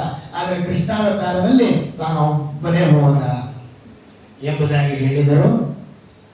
ಇದಾದ ಮೇಲೆ ಕೃಷ್ಣ ಪರಂಧಾಮಕ್ಕೆ ತಾನು ತೆರಳಿದ. ಅರ್ಜುನ ಧರ್ಮರಾಜನ ಮುಂದೆ ಹೇಳುತ್ತಾನೆ, ನಾವು ಇನ್ನೇ ಇರೋದು ಬೇಡ, ನಾವು ಹೋಗೋಣ ಅಂತ ಹೇಳಿ ಅವರು ಸ್ವರ್ಗಾರೋಹಣ ಮಾಡ್ತಾರೆ. ಅದು ಮಹಾಭಾರತದ ಕಥೆ. ಇನ್ನು ಕೊನೆಯ ಸ್ಕಂದದಲ್ಲಿ ಅರಸರುಗಳ ವಂಶವನ್ನು ಹೇಳುತ್ತಾರೆ, ತುರುವಂಶವನ್ನು ಹೇಳುತ್ತಾರೆ. 360 ವರ್ಷ ಮಾಡಿದರು, 360 ವರ್ಷ ಆಳ್ತಾರೆ. ಅದಾದ ಮೇಲೆ ಮೌರ್ಯರು, ಗುಪ್ತರು, ಕಣ್ವಂಶದವರು, ಆಂಧ್ರರು, ಗರ್ಧಬರು, ಶೂದ್ರರಾರು ಆಳುವರು ಕಲಿಯುಗದ ಕಡೆಗೆ. ಕಲಿಯ ವ್ಯಾಪಾರ ವೆಂಗಳ ಮಲಿನವಾಗಿರುವುದು ಲೋಕದ ಜನವನ. ಹೆಂಗಿರುತ್ತೆ ಕಲಿಯುಗ? ಅದನ್ನು ಶುಕಾಚಾರ್ಯ ಹೇಳ್ತಾರೆ. ಇದನ್ನ ವೇದವ್ಯಾಸರು ದ್ವಾಪರ ಯುಗದಲ್ಲಿ ಬರೆದಿದ್ದಾರೆ. ಮುಂದೆ ಕಲಿಯುಗದಲ್ಲಿ ಏನೇನು ನಡೆಯುತ್ತೆ ಅಂತ ಅನ್ನೋದನ್ನ. ಕುಲಗೋತ್ರಾದಿಗಳ ಗಣನೆ ಇಲ್ಲದೆ ವೈವಾಹಾದಿಗಳು ನಡೆಯುವು. ಬಲವಂತನಾದವನಿಗೆ ನ್ಯಾಯ ದೊರಕುತ್ತೆ. ಹಿರಿಯರ ತಾತ್ಸಾರ, ಕಿರಿಯರ ಪ್ರಾಬಲ್ಯ, ದಾರಾದಿಗಳ ನೆಂಟರೆ ಬಂಧುಗಳಾಗಿ ಕ್ರಯ ವಿಕ್ರಯಾದಿಗಳಲ್ಲಿ ಕಪಟ, ಧರ್ಮ ಸತ್ಯಾದಿಗಳ ಪತನ, ಚೋರರಾಗುವರು ರಾಜಾದಿರಾಜರಲ್ಲ. ಧನವನ್ನು ಅಪಹಾರ ಮಾಡತಕ್ಕಂಥ ರಾಜರು, ಧನದಿಂದಲೇ ಪೂಜ್ಯ. ಧನ ಇದ್ದವನ ಕಡೆ ನ್ಯಾಯವಿರುವುದು. ಹಣವೇ ನಿನ್ನೆ ಗುಣ ಎಂತೂ ಬಣ್ಣೆ ಬೇನೆಯೇ. ಹಣವಿಲ್ಲದವನೊಬ್ಬ ಹೆಣವೇ ಸರಿ ಕಂಡ್ಯ. ಜನಿವಾರವಷ್ಟೇ ಬ್ರಾಹ್ಮಣತ್ವ. ಈಗ ಅದನ್ನು ತಿಳಿಸ್ತಾ ಇದ್ದಾರೆ. ಆದ್ದರಿಂದ ಸನ್ಯಾಸವೆಂದರೆ ಕಾವ್ಯವಸ್ತ್ರ. ಅನವರತ ಬಡಬಡಿಸಿದರೆ ಅವನೇ ದೊಡ್ಡ ಪಂಡಿತ. ಮಿಥ್ಯಾವಾದಿಗಳು ಬಹಳ, ಸತ್ಯವಂತರು ಅತಿ ವಿರಳ. ಸತ್ಯವಂತರಲ್ಲದವರಿಗೆ ಸುಭಿಕ್ಷದ ಕಾಲ. ವಿತ್ತವಿದ್ದವರ ಬೆನ್ನತ್ತುವರು, ಚಿತ್ತ ಭ್ರಮಣೆಯ ಮಾಡುವರು, ಚಿತ್ತಜಾಪಿತನ ಸ್ಮರಣೆ ಮರೆಸುವರು. ದುಷ್ಟ ಜನರುಗಳ ಆಳ್ವಿಕೆ ಭ್ರಷ್ಟವಾಗುತ್ತೆ. ಶಿಷ್ಟವಂತರ ಜೀವನ ಬದು ಕಷ್ಟ ಆಗುತ್ತೆ. ಇಷ್ಟಿಗಳು ನಿಲ್ಲುವವು. ಇಷ್ಟಿ ಅಂದ್ರೆ ಯಜ್ಞಯಾಗಾದಿಗಳು ನಿಂತೋಗುತ್ತೆ. ಮತ್ತೆ ಹರಿ ಉತ್ಕೃಷ್ಟ ಎಂಬ ತತ್ವ ನಾಶ. ಉಚ್ಚಿಷ್ಟ ದೇವತೆಗಳ ಪೂಜೆ ಅಧಿಕ. ಅಯ್ಯಪ್ಪ ಮತ್ತೊಂದು ಕಲ್ಕಿ ಭಗವಾನ್ ಅಂತೆಲ್ಲ ಪೂಜೆ ಮಾಡ್ತಿರ್ತಾರೆ. ಗೃಹಸ್ಥರೆಲ್ಲರೂ ಸತಿಸುತರ ಅಹರ್ನಿಶಿ ಸಲಹಲಾರದೆ ಗೃಹಿಣಿಯರ ಧನಾರ್ಜನೆಗೆ ಕಳಿಸುವುದು. ದ್ವಾಪರಯುಗದಲ್ಲಿ ಬಂದಿದ್ದು. ಕಲಿಯುಗದಲ್ಲಿ ಹೆಣ್ಣು ಮಕ್ಕಳೆಲ್ಲ ಕೆಲಸಕ್ಕೆ ಹೋಗ್ತಾರೆ, ಸಂಪಾದನೆಗೆ ಹೋಗ್ತಾರೆ. ಗ್ರಹಗಳ ಕಾಟ ಎನ್ನುತ್ತಲೇ, ಗ್ರಹಗಳ ಅಧೀನ ಅನ್ನುತ್ತಲೇ ಗೃಹಸ್ಥರನ್ನು ಸುಲಿಯುವರು ಜ್ಯೋತಿಷಿಗಳು. ಟಿವಿ ಹಾಕಿದ್ರೆ ಎಲ್ಲೊಬ್ರು ನಾನೇ ನಿಂತಿರ್ತಾನೆ. ಕೃತಿಯುಗದೆ 1,00,000 ವರ್ಷ ಆಯುಷ್ಯು. 1ರ ಮುಂದೆ 5-0. ವರ್ಷಕ್ಕೆ 12 ಬೆಳೆ ಕೊಡ್ತಾ ಇತ್ತು. ಬಂಗಾರದ ನಾಣ್ಯಗಳು, ಬೆಳ್ಳಿಯ ಪಾತ್ರೆಗಳು. ಜನರ ಎತ್ತರ 16 ಅಡಿ. ಸುಖವಾಗಿದ್ದರು. ತ್ರೇತಾಯುಗ ಬಂತು, ಜನರ ಎತ್ತರ ಕಮ್ಮಿ ಬಂತು, 12 ಅಡಿ ಆಯಿತು. ವರ್ಷಕ್ಕೆ 12 ಬೆಳೆ ಕೊಡೋಕೆ ಶುರು ಆಯಿತು. ಬೆಳ್ಳಿಯ ನಾಣ್ಯಗಳು, ತಾಮ್ರದ ಪಾತ್ರೆಗಳು ಇವೆಲ್ಲ ಬಳಕೆಗೆ ಬಂದು, ಕಂಚು ಇವೆಲ್ಲ ಬಳಕೆಗೆ ಬಂದು. ಸ್ವಾಮಿ ಇದಕ್ಕಾಗಲ್ಲ, ಒಂದು 0 ಅಳೆದ್ಬಿಡು ಅಂದರು. 10,000 ವರ್ಷ ಆಯಿತು. ದ್ವಾಪರ ಯುಗ ಬಂತು. ಜನರ ಎತ್ತರ 10 ಅಡಿ ಮಾತ್ರ. ವರ್ಷಕ್ಕೆ 4 ಬೆಳೆ ಕೊಡ್ತಾ ಇದ್ದಿದ್ದು. ಅವಾಗೇನಾಯ್ತು, ತಾಮ್ರದ ನಾಣ್ಯಗಳು, ಮಣ್ಣಿನ ಪಾತ್ರೆಗಳು ಕಲಿಯುಗದಲ್ಲಿ. ದ್ವಾಪರ ಯುಗದಲ್ಲಿ ಕಂಚಿನ ಪಾತ್ರೆಗಳು ಅಂತ ಹೇಳಿದೆ. ಕಲಿಯುಗದಲ್ಲಿ ತಾಮ್ರದ ನಾಣ್ಯಗಳು, ಈಗಂತೂ ಪೇಪರ್ ನಾಣ್ಯ ಆಗೋಗಿದೆ. ಆದ್ದರಿಂದ ವರ್ಷಕ್ಕೆ 2 ಬೆಳೆ. ಜನರ ಎತ್ತರ ಮ್ಯಾಕ್ಸಿಮಮ್ 6 ಅಡಿ. ಆದ್ರಿಂದ ಇರಕ್ಕಾಗಲ್ಲ ಸ್ವಾಮಿ, ಇನ್ನೂ ಒಂದು 0 ಅಳೆದು ಬಂದರು. 100 ವರ್ಷಕ್ಕೆ ಬಂದು ನಿಂತ್ಕೊಂಡು. ಈ 100 ವರ್ಷ ಯಾವ ಥರ? ಇಂಗ್ಲಿಷ್ ಕ್ಯಾಲೆಂಡರ್ ಪ್ರಕಾರನ ಅಲ್ಲ. 6 3 2 1,000 3 ಶತಶ್ವಾಸ ಜಪಗಳ 3 ವಿಧ ಜೀವರೊಳಗೆ ಅಬ್ಜದ ಕಲ್ಪ ಪರ್ಯಂತ 21,600 ಸರ್ತಿ ಉಸಿರಾಟ ಆಡಿದೆ. ಒಂದು ಸಲ ನಾ ಪ್ರಾಣಾಯಾಮ ಮಾಡ್ತೀನಿ. 15 ನಿಮಿಷ ನಾನು ಉಸಿರು ಬಿಗಿ ಹಿಡಿದೆ, ಪ್ರಾಣಾಯಾಮ ಮಾಡಿ. 15 ನಿಮಿಷ ನಿನ್ನ ಆಯುಷ್ ಜಾಸ್ತಿ. ದಿನನಿತ್ಯ ಬೆಳಗ್ಗೆ 15 ನಿಮಿಷ, ಸಾಯಂಕಾಲ ಮಾಡೋರಿದ್ದಾರೆ, ಪ್ರಾಣಾಯಾಮ ಮಾಡೋರಿದ್ದಾರೆ. ದಿನಕ್ಕೆ ಅರ್ಧ ಗಂಟೆ ಆಯುಷ್ ಜಾಸ್ತಿ ಆಯಿತು. ಏನಾಯ್ತಾಗ? ಪ್ರಾಣಾಯಾಮ ಮಾಡಿದ್ರೆ ಆಯುಷ್ ಜಾಸ್ತಿ ಆಗುತ್ತೆ. ಇದೇ ಹೇಳೋದು ಯೋಗ ಮಾಡೋರು ಸಹ. ಇನ್ನು ಓಡ್ತಾರೆ, ರನ್ನಿಂಗ್ ರೇಸ್ ಮಾಡ್ತಾರೆ, ಸಾಹಸದ ಕೆಲಸಗಳು ಮಾಡ್ತಾರೆ. ಅವ್ರೇನು ಮಾಡ್ತಾರೆ? ಮೇಲ್ಮೇಲೆ ಉಸಿರಾಡ್ತಾ ಇರ್ತಾರೆ. ಉಸಿರಾಟದ ಸಂಖ್ಯೆ ದ್ವಿಗುಣ ಆಗುತ್ತೆ, ತ್ರಿಗುಣ ಆಗುತ್ತೆ. ಅವಾಗೇನಾಗುತ್ತೆ? ಆಯುಷ್ ಕಡಿಮೆ ಆಯಿತು. ಯಾಕಂದ್ರೆ ಉಸಿರಾಟದ ಸಂಖ್ಯೆ ಜಾಸ್ತಿ ಆಯಿತು. ಇದನ್ನೆಲ್ಲ ತಾವು ಹೇಳ್ತಾರೆ. ಇನ್ನು ಧ್ಯಾನವು ಕೃತಯುಗದಿ, ಯಜನೆ ಯಜ್ಞವು ತ್ರೇತಾಯುಗದಿ, ದಾನವಾಂತಕನ ಅರ್ಚನೆಯು ದ್ವಾಪರ ಯುಗದಿ. ಆ ನರನಿಗೆ ಎಷ್ಟು ಫಲ ಅಷ್ಟು ಫಲ ಕಲಿಯುಗದಿ. ಕೇಶವ ಎನ್ನಲು ಕೈಗೂಡುವನು, ಗಾನದಿ ಕೇಶವ ಎನ್ನಲು ಕೈಗೂಡುವನು ರಂಗವಿಟ್ಟಲ. ಹಾಡು ಹೇಳ್ಬೇಕಾದ್ರೆ ಮನಸ್ಸೆಲ್ಲ ಹೋಯ್ತು, ಸಾಹಿತ್ಯ ಮರ್ತೋಗುತ್ತೆ, ತಾಳ ಮರ್ತೋಗುತ್ತೆ, ರಾಗ ಮರ್ತೋಗುತ್ತೆ. ಏಕಾಗ್ರತೆ ಬರಬೇಕಾದ್ರೆ ಅದಕ್ಕೆ ಕರ್ನಾಟಕ ಸಂಗೀತ ಪಿತಾಮಹ ಅಂತ ಹೇಳಿ ಪುರಂದರದಾಸರು ಕರೆಸಿದ್ರು. ಇನ್ನು ಮುಂದೆ ಕಲಿಯುಗದಲ್ಲಿ ಬಂಗಾರದ ಒಡವೆ ಭೂಷಣವಲ್ಲ. ಯಾಕೆ? ಸಿಗೋದೇ ಇಲ್ಲ ತಗೊಳಕ್ಕೆ. ಶೃಂಗರಿಸಿದರೆ ಕೇಶ, ಅದುವೇ ಅಲಂಕಾರ. ಒಳ್ಳೆ ಜಡ ಹಾಕೊಂಡ್ಬಿಟ್ರೆ ಸಾಕು, ಅದು ಅಲಂಕಾರ ಅಷ್ಟೇ. ಅಂಗನೆಯರು ಧರಿಸುವವರು ಪುರುಷರ ಉಡುಗೆ. ಕಂಗಳಿಗೆ ಕಾಡಿಗೆ ಇಲ್ಲ, ಮಂಗಳ ತಿಲಕವು ಪಣೆಯಲ್ಲಿ ಇಲ್ಲ. ಕಂಗೊಳಿಸಲು ಕಂಕಣ ರಹಿತರಾಗಿರುವರು. ಬಳೆ ಇಲ್ಲ, ಹೆಣ್ಣು ಗಂಡು ಗೊತ್ತಾಗ್ತಿಲ್ಲ. ಹಾಗಾಗಿ ಕಲಿಯ ಉಪಟಳ ಹೆಚ್ಚುತ್ತೆ. ಕಲಿಯು ನೆಲೆಯಲ್ಲಿ ದಾಟ್ತಾನೆ. ಕಲ್ಕಿ ನಾಮಕನಾಗಿ ಹರಿ ಅವತಾರ ಮಾಡ್ತಾನೆ. ಎಲ್ಲಿ ಅವತಾರ ಮಾಡ್ತಾನೆ? ಶಂಬಲ ಅಂತ ಒಂದು ಗ್ರಾಮ. ಅಲ್ಲಿ ವಿಷ್ಣುವೇಶ ಎಂಬತಕ್ಕಂಥ ಒಬ್ಬ ಬ್ರಾಹ್ಮಣ ಸಾಯಂಕಾಲ ಸಂಧ್ಯಾವಂದನೆ ಮಾಡೋಕ್ಕೆ ಸಮುದ್ರ ತೀರಕ್ಕೆ ಹೋಗ್ತಾನೆ. ಒಂದು ತೆಂಗಿನಕಾಯಿ ತೆಗೆದುಕೊಂಡು ಬಂದು ಅವನ ಕೈಗೆ ತಾಕುತ್ತೆ. ತೆಂಗಿನಕಾಯಿ ಒಡೆಯುತ್ತೆ. ಅಲ್ಲಿ ಚದುಮ ಹೆಂಡತಿ ಕುದುರೆಯ ಮಾಡಿ ಒಳ್ಳೆಯ ರಾವುತಾನಾದಾನ್ಮೆ. ನಮ್ಮ ಸ್ವಾಮಿ ಲಕ್ಷ್ಮೀದೇವಿ ಕುದುರೆ ಆದಂತೆ ಅವನು ಕಲ್ಕಿ ಭಗವಾನ್ ಆವಾಗ ಬರ್ತಾನೆ. 4,32,000 ವರ್ಷ ಕಲಿಯುಗ. ಈಗ ಸುಮಾರು 5,000 ವರ್ಷ ಕಳೆದಿದೆ. ಇನ್ನು 4,27,000 ವರ್ಷ ಆದ್ಮೇಲೆ ಕಲ್ಕಿ ಅವತಾರ. ಇವತ್ತೇ ಕಲ್ಕಿ ಭಗವಾನ್ ಅಂತ ಕುಣಿತಾ ಇದ್ದಾರಲ್ಲ, ಅವನ ಕಲ್ಕಿ ಅಲ್ಲ. ಏನ್ ಮಾಡ್ತಾನೆ? ಬಂದು ದುರ್ಡರೆಲ್ಲರನ್ನ ಕೊಚ್ಚುತ್ತ ವೀರತನದಿಂದ ಮೆರೆಯುತ್ತ 3ನೇ ಯುಗ ಕಾಲಕ್ಕೆ ಅದ ಕಲಿಯುಗದ ಕೊನೆ ಕಾಲಕ್ಕೆ ಬರ್ತಾನೆ. ಕೃತಯುಗ ಪ್ರಾರಂಭ ಕಾಲಕ್ಕೆ ಸೂರ್ಯವಂಶದ ಮರುತ್ತು ಚಂದ್ರವಂಶ ದೇವಾಪಿ ರಾಜ ಅಂತ ಕರೆಸ್ಕೊಳ್ತಾನೆ. ಅರ್ಥ ಭಾಗವತವನ್ನು ಹೇಳಿದ್ದೇನೆ, 7 ದಿನದ ಕಥೆಯನ್ನು ಹೇಳಿದ್ದೇನೆ. ಇನ್ನು ವೈಕುಂಠಕ್ಕೆ ನೀನು ಹೋಗಬಹುದು ನೋಡಿ. ಈಗಲೂ ಪ್ರಾಣ ಉಳಿಸ್ತೀನಿ ಅಂತ ಹೇಳಲಿಲ್ಲ ಶುಕಾಚಾರ್ಯರು. ಮರಣಕಾಲದಲ್ಲಿ ಬಂದು ಹರಸಿ ಹರಿಕಥೆಯನ್ನು ಉಸಿರಿದ ಶುಕಾಚಾರ್ಯರಿಗೆ ಅನಂತ ನಮನವ ಮಾಡಿದ. ಭೂಯಿಷ್ಟಾಂತೆ ನಮಃ ಉಕ್ತಿಂ ವಿಧೇಮ. ಅಲ್ಲಿಗೆ ಶುಕಾಚಾರ್ಯರ ಮಾತು ಅಲ್ಲಿಗೆ ವಿರಾಮವಾಯಿತು. 7 ದಿನಗಳು ಕಳೆದವಾಗಲೇ 7 ಕ್ಷಣದಂದದಲ್ಲಿ ಶ್ರವಣದಿ ವ್ಯಾಳ ತಕ್ಷಕ ಬರುವ ಸಮಯ ಒದಗಿತು.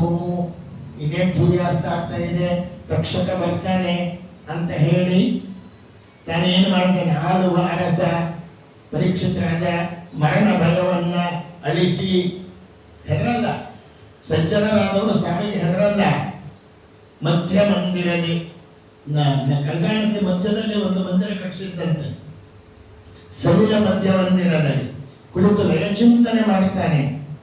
ತಕ್ಷಕ ಬುಸು ಬುಸು ಬುಸು ಬುಸು ಅಂತ ಬರ್ತಾ ಇದ್ದಾನೆ. ಈ ಕಡೆಯಿಂದ ಕಶ್ಯಪ ಹೋಗ್ತಾ ಇದ್ದಾನೆ. ಎಲ್ಲಿಗೆ ಹೋಗ್ತಾ ಇದ್ದೀಯೋ ತಕ್ಷಕ? ಪರೀಕ್ಷಿತರಾದನ್ ಕಚ್ಚಕ್ಕೆ ಹೋಗ್ತಾ ಇದ್ದೇನೆ. ನೀನ್ ಎಲ್ಲಿಗೆ ಹೋಗ್ತಾ ಇದ್ದೀಯ? ಅವನು ಬದುಕೋಕ್ ಹೋಗ್ತಾ ಇದ್ದೇನೆ. ನಾನ್ ಕಚ್ಚಿದ್ರೆ ನೀ ಬದುಕಿಸ್ತೀಯ? ಆಗತ್ತೆ. ಅಲ್ಲಿ ಒಂದು ಮರ ಇತ್ತು, ಮರಕ್ಕೆ ಹೊಡೆದ, ಮರ ಭಸ್ಮವಾಯಿತು. ಇವನು ನೀರನ್ನು ಪ್ರೋಕ್ಷಣೆ ಮಾಡಿದ, ಮಂತ್ರಿಸಿ ಚಿಗುರು ಬಿಡಿತು. ಓಹೋ, ಯಾಕೆ ಬದುಕಿಸ್ತೀಯ ಏನು? ಜೀವ ಉಳಿಸಿದ್ರೆ ರಾಜ ರಾಜ್ಯವನ್ನೇ ಕೊಡ್ತಾನೆ, ಸಂಪತ್ತು ಕೊಡ್ತಾನೆ, ಹಣ ಕೊಡ್ತಾನೆ, ಏನು ಬೇಕಾದ್ರೂ ಕೊಡ್ತಾನೆ ಅಲ್ವಾ? ಜೀವ ಉಳಿಯುತ್ತೆ ಅಂದ್ರೆ ಎಷ್ಟು ಲಕ್ಷ ಆದ್ರೂ ಚಿಂತೆ ಇಲ್ಲ, ಡಾಕ್ಟ್ರೆ ನಾವು ಮಾಡ್ತೀವಿ ಅಂತ ಹೇಳಲ್ಲ ನಾವು. ಹಾಗೆ ಹೇಳ್ದ, ಅಷ್ಟೇ ತಾನೇ ನಿಮ್ಗೆ ಬೇಕಾಗಿದೆ. ಎಷ್ಟೇ ಆಗಲಿ ಸರ್ಪಗಳ ರತ್ನಗಳಿಗೆ ಕಾಯೋದು. ಎಷ್ಟು ರತ್ನ ಬೇಕು ತಗೋ, ಮುತ್ತು ಬೇಕೋ ತಗೋ, ಬಂಗಾರ ಬೇಕೋ ತಗೋ, ತಗೊಂಡೋಗಲ್ಲ. ಅಲ್ಲೇ ಲಂಚ ಶುರು ಆಗೋಯ್ತ ಎಂಬುದಾಗಿ ಹೇಳ್ತಾರೆ. ಆಗ ಕಶ್ಯಪ್ ಹೇಳ್ತಾನೆ ತಕ್ಷಕ, ನೋಡಿ ಶೃಂಗಿ ಎಂಬತಕ್ಕಂಥ ಬಾಲಕ ಶಾಪ ಕೊಟ್ಟಿರೋದು. ಅವನಿಗೆ ಶಾಪ ಕೊಡೋ ಸಾಮರ್ಥ್ಯ ಇದೆ ಎಂದಾಗ ಅವರ ಅಪ್ಪನಿಗೆ ಶಾಪ ಬಿಡಿಸೋ ಸಾಮರ್ಥ್ಯ ಇರಲ್ಲ, ಅವನು ಬಿಡುತ್ತಿಲ್ಲ. 88,000 ಮಹರ್ಷಿಗಳು ಸೇರಿದ್ರು, ಅವರ ಮುಂದೆ ತೋಡಿಕೊಂಡ ತನ್ನ ದುಃಖವನ್ನ ಅವರು ಯಾರು ಬಿಡಿಸ್ತಿಲ್ಲ. ಶುಕಾಚಾರ್ಯರು ಅವರನ್ನ ವೇದವ್ಯಾಸರೇ ಕಳಿಸಿದ್ರು.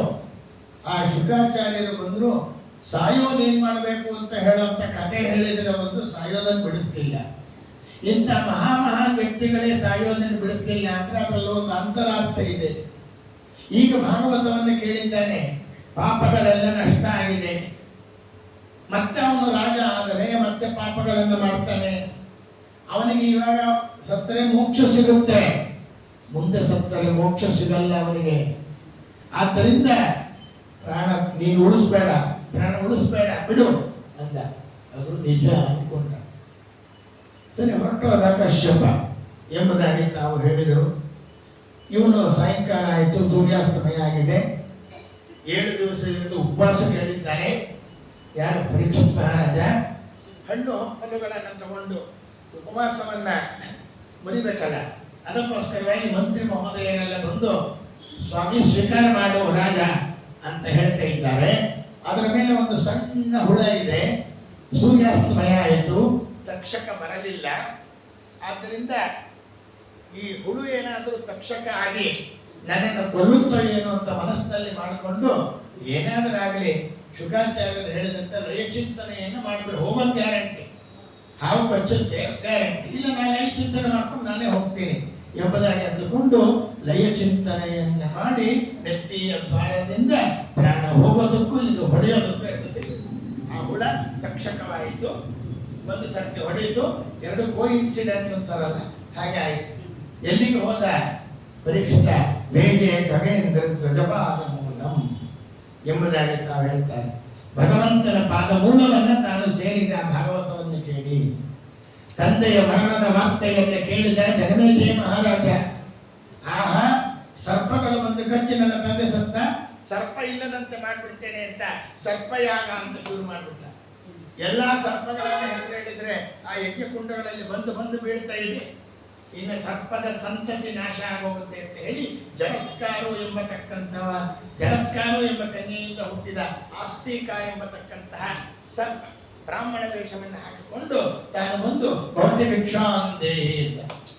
ಯಜ್ಞ ದೀಕ್ಷಿತನಾಗಿದ್ದಾಗ ಯಾರಾದರೂ ಬ್ರಾಹ್ಮಣರು ಬಂದು ಕೇಳಿದ್ರೆ ಕೊಡಲ್ಲ ಅನ್ಬಾರ್ದು. ಒಳಗ್ ಕರೆದ, ಏನು ಬೇಕು ಅಂದ. ನಾ ಕೇಳಿದ್ದು ಕೊಡ್ತೀಯ ಅಂದ. ಕೊಡ್ತೀನಿ ಅಂದ. ನಿಲ್ಲಿಸು ಯಜ್ಞವನ್ನ. ಸರ್ಪಗಳ ಸಂತತಿ ಅಷ್ಟೊತ್ತಿಗೆ ಏನಾಗಿದೆ ಅಂದ್ರೆ ಎಲ್ಲ ಸರ್ಪಗಳು ಬಂದು ತಕ್ಷಕ ಬಂದಿರಲಿಲ್ಲ. ಅವನು ಇಂದ್ರನನ್ನ ಮೊರೆ ಹೊಕ್ಕಿದ್ದ. ಇಂದ್ರಾಯ ತಕ್ಷಕಾಯ ಸ್ವಾಹ ಅಂದ್ಬಿಟ್ಟು ಇಂದ್ರನ ಸಿಂಹಾಸನದ ಮೂಲಕ ಉರುಕೊಂಡು ಬರ್ತಾ ಇದ್ದ. ಆ ಸಂದರ್ಭದಲ್ಲಿ ಆಸ್ತಿಕ ಬಂದು ಹೇಳ್ತಾನೆ, ನಿಲ್ಲಿಸು ಅಂತ. ಇಂದ್ರನು ಬಿಟ್ಬಿಡೋನು ಇಷ್ಟ ಅಲ್ಲ, ಅಲ್ಲಿಗೆ ನಿಂತ್ಕೊಂಡು ಸರ್ಪ ಯಾಗ ಮಾಡುತ್ತ ತಕ್ಷಕ ಉಳಿದ, ಇಂದ್ರನು ಉಳಿದ ಎಂಬುದಾಗಿ ತಾವು ಹೇಳ್ತಾರೆ. ಈ ರೀತಿ ಅವನ ಜೀವನ ಸಾರ್ಥಕವಾಯಿತಪ್ಪ.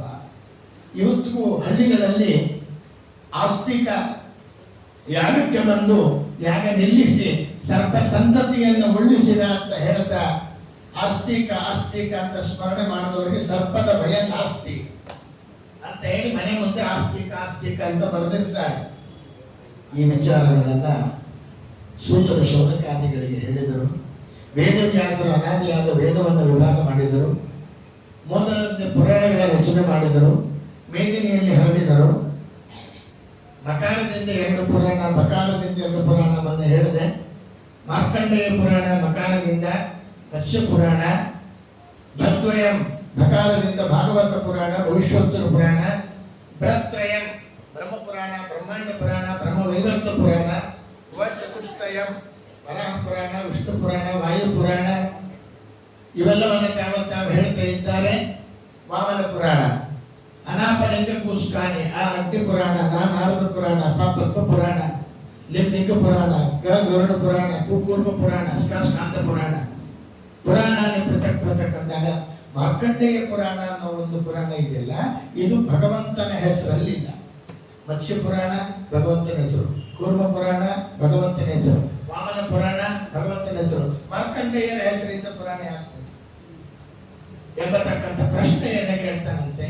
ಆಗ ಹೇಳ್ತಾರೆ, ಮೃಕಂಡು ಎಂಬತಕ್ಕಂಥ ಋಷಿ ಬಹಳ ಕಾಲ ಮಕ್ಕಳಿರಲಿಲ್ಲ ಅಂತ ಹೇಳಿ ರುದ್ರದೇವರನ್ನ ಕುರಿತು ತಪಸ್ಸು ಮಾಡಿದ.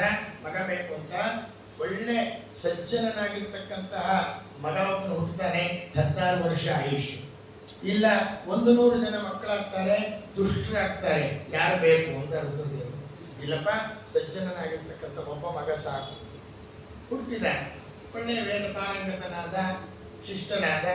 1, 2, 3, 4, 14 ವರ್ಷಗಳು ಕಳೆದು ಬಿಟ್ಟರು. ಇನ್ನು 2 ವರ್ಷ ಇದೆ ಅಂದಾಗ ಯೋಚನೆ ಶುರುವಾಯಿತು. ನನ್ನ ಮಗ ಹೋಗ್ಬಿಟ್ಟು ಏನ್ ಮಾಡೋದು? ನಾರದರು ಬರ್ತಾರೆ. ನಮಸ್ಕಾರ ಮಾಡೋ ಮಾರ್ಕಂಡೇಯ ಅಂದ್ರು. ನಮಸ್ಕಾರ ಮಾಡಿದ. ಶತಮಾನಂ ಭವತು ಅಂದರು. ನಾರದ್ರೆ, ನಿಮ್ಮ ಮಾತು ಸತ್ಯ ಆಗ್ಬೇಕು ನೋಡಿ. ಯಾಕಪ್ಪ? ಜಾತಕ ನೋಡ್ತಿರತ್ತು. ಇಲ್ಲಿ ಯಾರಾದ್ರೂ ನಮಸ್ಕಾರ ಮಾಡಿದ್ರೆ ಜಾತಕ ಕೊಟ್ಟು ನಮಸ್ಕಾರ ಮಾಡ್ರಿ ಅಂತ ಹೇಳ್ಬೇಕು. ನೋಡ್ತಾರೆ 2ನೇ ವರ್ಷ ಆಯುಷ್. ಬಾ ಹೋಗೋಣ ಅಂತ ಹೇಳಿ ಬ್ರಾಹ್ಮಣರ ಆಶೀರ್ವಾದ ಏನ್ ಮಾಡುತ್ತೆ ಅಂತ ನೋಡಿ. ನಾರದರು ಮಾರ್ಕಂಡೇಯನನ್ನ ಕರ್ಕೊಂಡ್ರು. ಹೂವಿನ ಜೊತೆ ನಾರದು ಸ್ವರ್ಗಕ್ಕೆ ಸೇರಿತು ಅಂತ. ನಾರದರು ಎಲ್ಲೆಲ್ಲಿ ಸಂಚಾರ ಮಾಡ್ತಾರೆ ಅಲ್ಲೆಲ್ಲ ಸಂಚಾರ ಮಾಡ್ಬೋದು. 7 ಋಷಿಗಳು ಬರ್ತಾ ಇದ್ರು. 7 ಜನ ಬಡಿ ನಮಸ್ಕಾರ ಅಂದ್ರು. ಇವನು ನಮಸ್ಕಾರ ಮಾಡಿದ್ರು ನಾರದರು. ಶತಮಾನಂ ಭವತು ಶತಾಯು ಪುರುಷ ಶತೇಂದ್ರಿಯಂ ಆಯುಷ್ಯೇವೇಂದ್ರಿಯಂ ಪ್ರತಿಷ್ಠತಿ. ಅಪ್ಪ, ನನ್ನ ಭಾರ ಕಳೀತು. 7 ಜನ ಋಷಿಗಳು ಆಶೀರ್ವಾದ ಮಾಡಿದಾರಲ್ರಿ, ಇನ್ನೇನು ಬೇಕು? ಋಷಿಗಳನ್ನು ಕೇಳ್ತಾರೆ, ಮುಖಲಕ್ಷಣ ನೋಡಿ ಆಯುಷ್ಯನ ತಿಳಿಯೋರು ನೀವು. ಅವನಿಗಿರೋದೇ 2 ವರ್ಷ, ಶತಮಾನ ಭವತು ಅಂತ ಹೆಂಗಂದ್ರಿ ಎಂದರು. ನಾರದರು ಅದಕ್ಕೆ ಕರ್ಕೊಂಡ್ಬಂದ್ರೆ ನಡೆಯಲ್ಲಿ ಹೋಗೋಣ ಅಂತ ಹೇಳಿ ಸತ್ಯಲೋಕಕ್ಕೆ ಹೋಗ್ತಾರೆ. ಎಲ್ಲ ಬ್ರಹ್ಮದೇವರಿಗೆ ನಮಸ್ಕಾರ ಮಾಡ್ತಾರೆ. 7 ಋಷಿಗಳು, ನಾರದರು, ಮಾರ್ಕಂಡೇಯ ಎಲ್ಲರೂ ನಮಸ್ಕಾರ ಮಾಡಿದ್ರು. ಶತಮಾನಂ ಭವತು ಅಂದ್ರು ಬ್ರಹ್ಮದೇವರು. ಮುಗೀತು ನಮ್ದೆಲ್ಲರದ್ದು ಕೆಲಸ. ಯಾರು ಹಣೆಯಲ್ಲಿ 16 ವರ್ಷ ಬರೆದಿದ್ದೋ ಅವನೇ ಶತಮಾನಂ ಭವತು ಅಂತ ಬರೆದಿದ್ದಾರೆ ಅಂದರು. ಆಗ ಮಾರ್ಕಂಡೇಯ ಕೇಳ್ತಾನೆ, ಶತಮಾನಂ ಭವತು ಅಂತ ಹೇಳಿದ್ದ ಅಷ್ಟೇ ಅಲ್ಲ, ಮತ್ತೆ ಇನ್ನೇನು ಹೇಳಿದ್ರು? 7 ಕಲ್ಪ ಆಯುಷ್ ಕೊಟ್ಟಿದ್ದೀನಿ. ಹೋಗಿ 7 ಋಷಿಗಳು ಆಶೀರ್ವಾದ ಮಾಡಿದ್ದಾರೆ. 7 ಋಷಿಗಳು 7 ಕಲ್ಪ ಆಯುಷ್ ಉಂಟು. 7 ಕಲ್ಪ ಆಯುಷ್ ಇವನು ಕೊಟ್ಬಿಟ್ರೆ ಬ್ರಹ್ಮಕಲ್ಪ ಏನಾಗಬೇಕು? ಇವನು ಕೇಳ್ದ, ಹೌದು ಸ್ವಾಮಿ, ಆಯುಷ್ಯನ ಕೊಟ್ಟಿದೆ, ಆದರೆ ಸಾಧನ ಶರೀರ ಕೊಡು, ಆರೋಗ್ಯವನ್ನ ಕೊಡು ಅಂತ. ಆಯುಷ್ ಕೊಟ್ಟರು ಕೊಡು. ಆಗ್ಲಪ್ಪ ಅಂತದ್ದೇ ಆಗಲಿ. ತಪಸ್ ಮಾಡಕ್ಕೆ ಶುರು ಮಾಡಿದರು. ಭಗವಂತ ಪ್ರತ್ಯಕ್ಷನಾದ. ಏನು ಬರಬೇಕು ಅಂದ್ರು? ಪ್ರಳಯ ಕಾಲದಲ್ಲಿ ನೋಡಬೇಕು. ಪ್ರಳಯದಲ್ಲಿ ನ ಬ್ರಹ್ಮಾಚ ನಚ ಶಂಕರ ಏಕೋ ನಾರಾಯಣ ಆಸಿ. ನೀನೇನು ನೋಡ್ತೀಯೋ ಅಂದ್ರು. ನಾನು ನೋಡ್ಬೇಕಾಗಿದ್ದೆ, ಅದು ಹೊರ ಕೊಟ್ಟರು ಕೊಡು, ಇಲ್ಲಿದ್ರು. ಇದಕ್ಕಿದ್ದಂಗೆ ಮಳೆ ಬಂತು, ಮೋಡ ಆಯಿತು, ಆ ಕಡೆ ಈ ಕಡೆ ನೀರು ಹರಿತಾ ಇದೆ. ಒಂದು ಆಲದ ಎಲೆ ಮೇಲೆ ಒಂದು ಮಗು ಮಲಗಿದೆ. ಹತ್ರ ಹೋಗ್ತಾರೆ, ಉಸಿರೆಳಕೊಂತು ಒಳಗುಟ್ಟೋದು. ನೋಡ್ತಾರೆ, ಅಲ್ಲಿ ಮೇಲೋಕ, ಭವರ್ಲೋಕ, ಸುವರ್ಲೋಕ, ಮಹೋಲೋಕ, ಜನೋಲೋಕ, ಸತ್ಯಲೋಕ. ಮತ್ತೆ ಉಸಿರು ಬಿಡಿತು, ಹೊರಗೆ ಬಂದರು. ಇನ್ನೊಂದ್ಸರ್ತಿ ಉಸಿರು ಎಳ್ಕೊಂತು, ಅತಳ ವಿತಳ ಸುತಳ ತಲಾತಲ ರಸಾತಲ ಮಹಾತಲ ಪಾತಾಳ. ಮತ್ತೆ ಉಸಿರು ಎಳ್ಕೊಂತು, ಮತ್ತೆ ಬಂತು. ಹೀಗೆ 7 ಸರ್ತಿ ಒಳಗೋಗಿ ಹೊರಗೆ ಬಂದರು. 1 ಕಲ್ಪ ಮುಗಿದ ಮೇಲೆ ಜೀವರಾಶಿ ಒಳಗೆ ಹೋಗ್ತಾರೆ, ಮತ್ತೆ ಹೊರಗೆ ಬರ್ತಾರೆ. 7 ಸರ್ತಿ ಹೊರಗೆ ಬಂದ್ರೆ ಇಲ್ಲ, 7 ಕಲ್ಪ ಆಯುಷ್ ಮುಗೀತು. ಭಗವಂತ ಯಾವ ರೀತಿ ಕ್ಯಾಲ್ಕುಲೇಟ್ ಮಾಡಿದ? ಬ್ರಹ್ಮದೇವರ ಕಲ್ಪಕ್ಕೂ ಇವ್ರ ಕಲ್ಪಕ್ಕೂ ವ್ಯತ್ಯಾಸ ಇದ್ದೇ ತೋರಿಸಿದ ಪ್ರಳಯ ಕಾಲದ ಲೀಲೆಯಿಂದ. ಆಮೇಲೆ ಬರ್ತಾರೆ, ತಮ್ಮ ಆಶ್ರಮ ಹಂಗೆ ಇದೆ, ಸಂಧ್ಯಾ ಅಂತ ಮಟ್ಲು ಹಂಗೆ ಇದೆ. ಮತ್ತೆ ತಪಸ್ಸನ್ನು ಮುಂದುವರಿಸಿದರು. ಪಾರ್ವತಿ ಪರಮೇಶ್ವರರು ಬಂದರು. ಏನ್ ಬರಬೇಕಪ್ಪ ಅಂದರು. ನೀನು ದರ್ಶನ ಕೊಟ್ಟಿದ್ದೆ ದೊಡ್ಡ ವರ ಸ್ವಾಮಿ, ಇನ್ನೇನು ವರ ಬೇಡ. ಆಗ ನಿನಗೆ ಬೇಕು ಅಭ್ಯಾಸ ಮಾಡದೆ ಗುರುಗಳ ಹತ್ರ ಎಲ್ಲ ಶಾಸ್ತ್ರಗಳು ಸಿದ್ಧಿಸಲಿ ಅಂತ ಹೇಳಿ ವರ ಕೊಟ್ಟರು.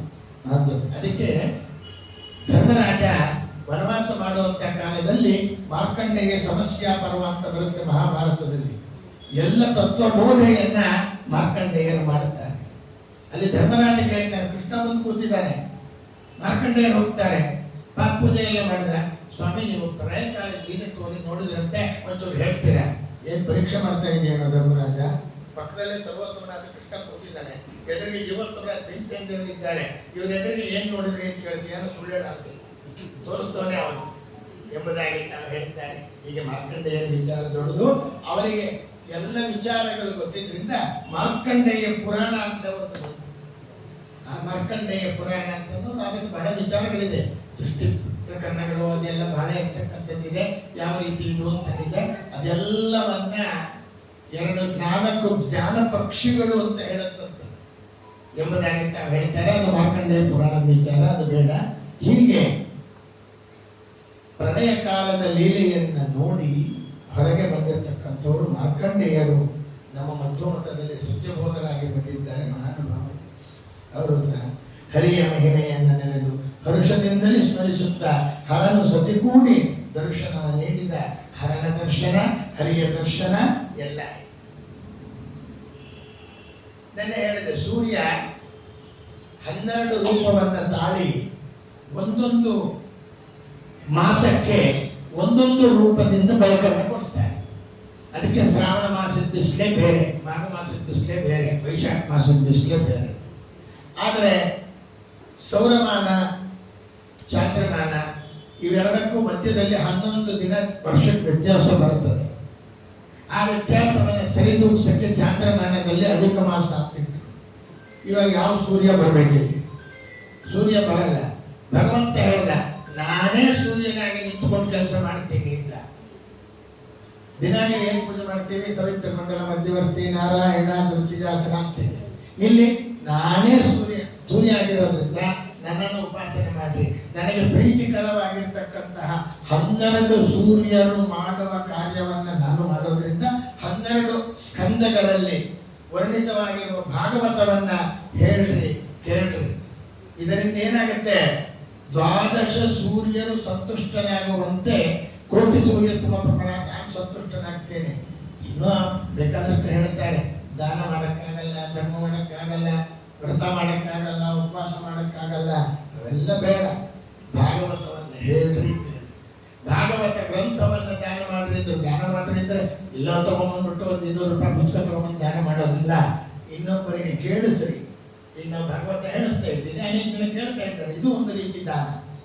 ಅವರ ಮನಸ್ಸಿನಲ್ಲಿ ಭಾಗವತೋತ್ತಮದ ಮಹಿಮಾ ಅಂತ ಅನ್ನೋದು ಮೂಡಬೇಕು.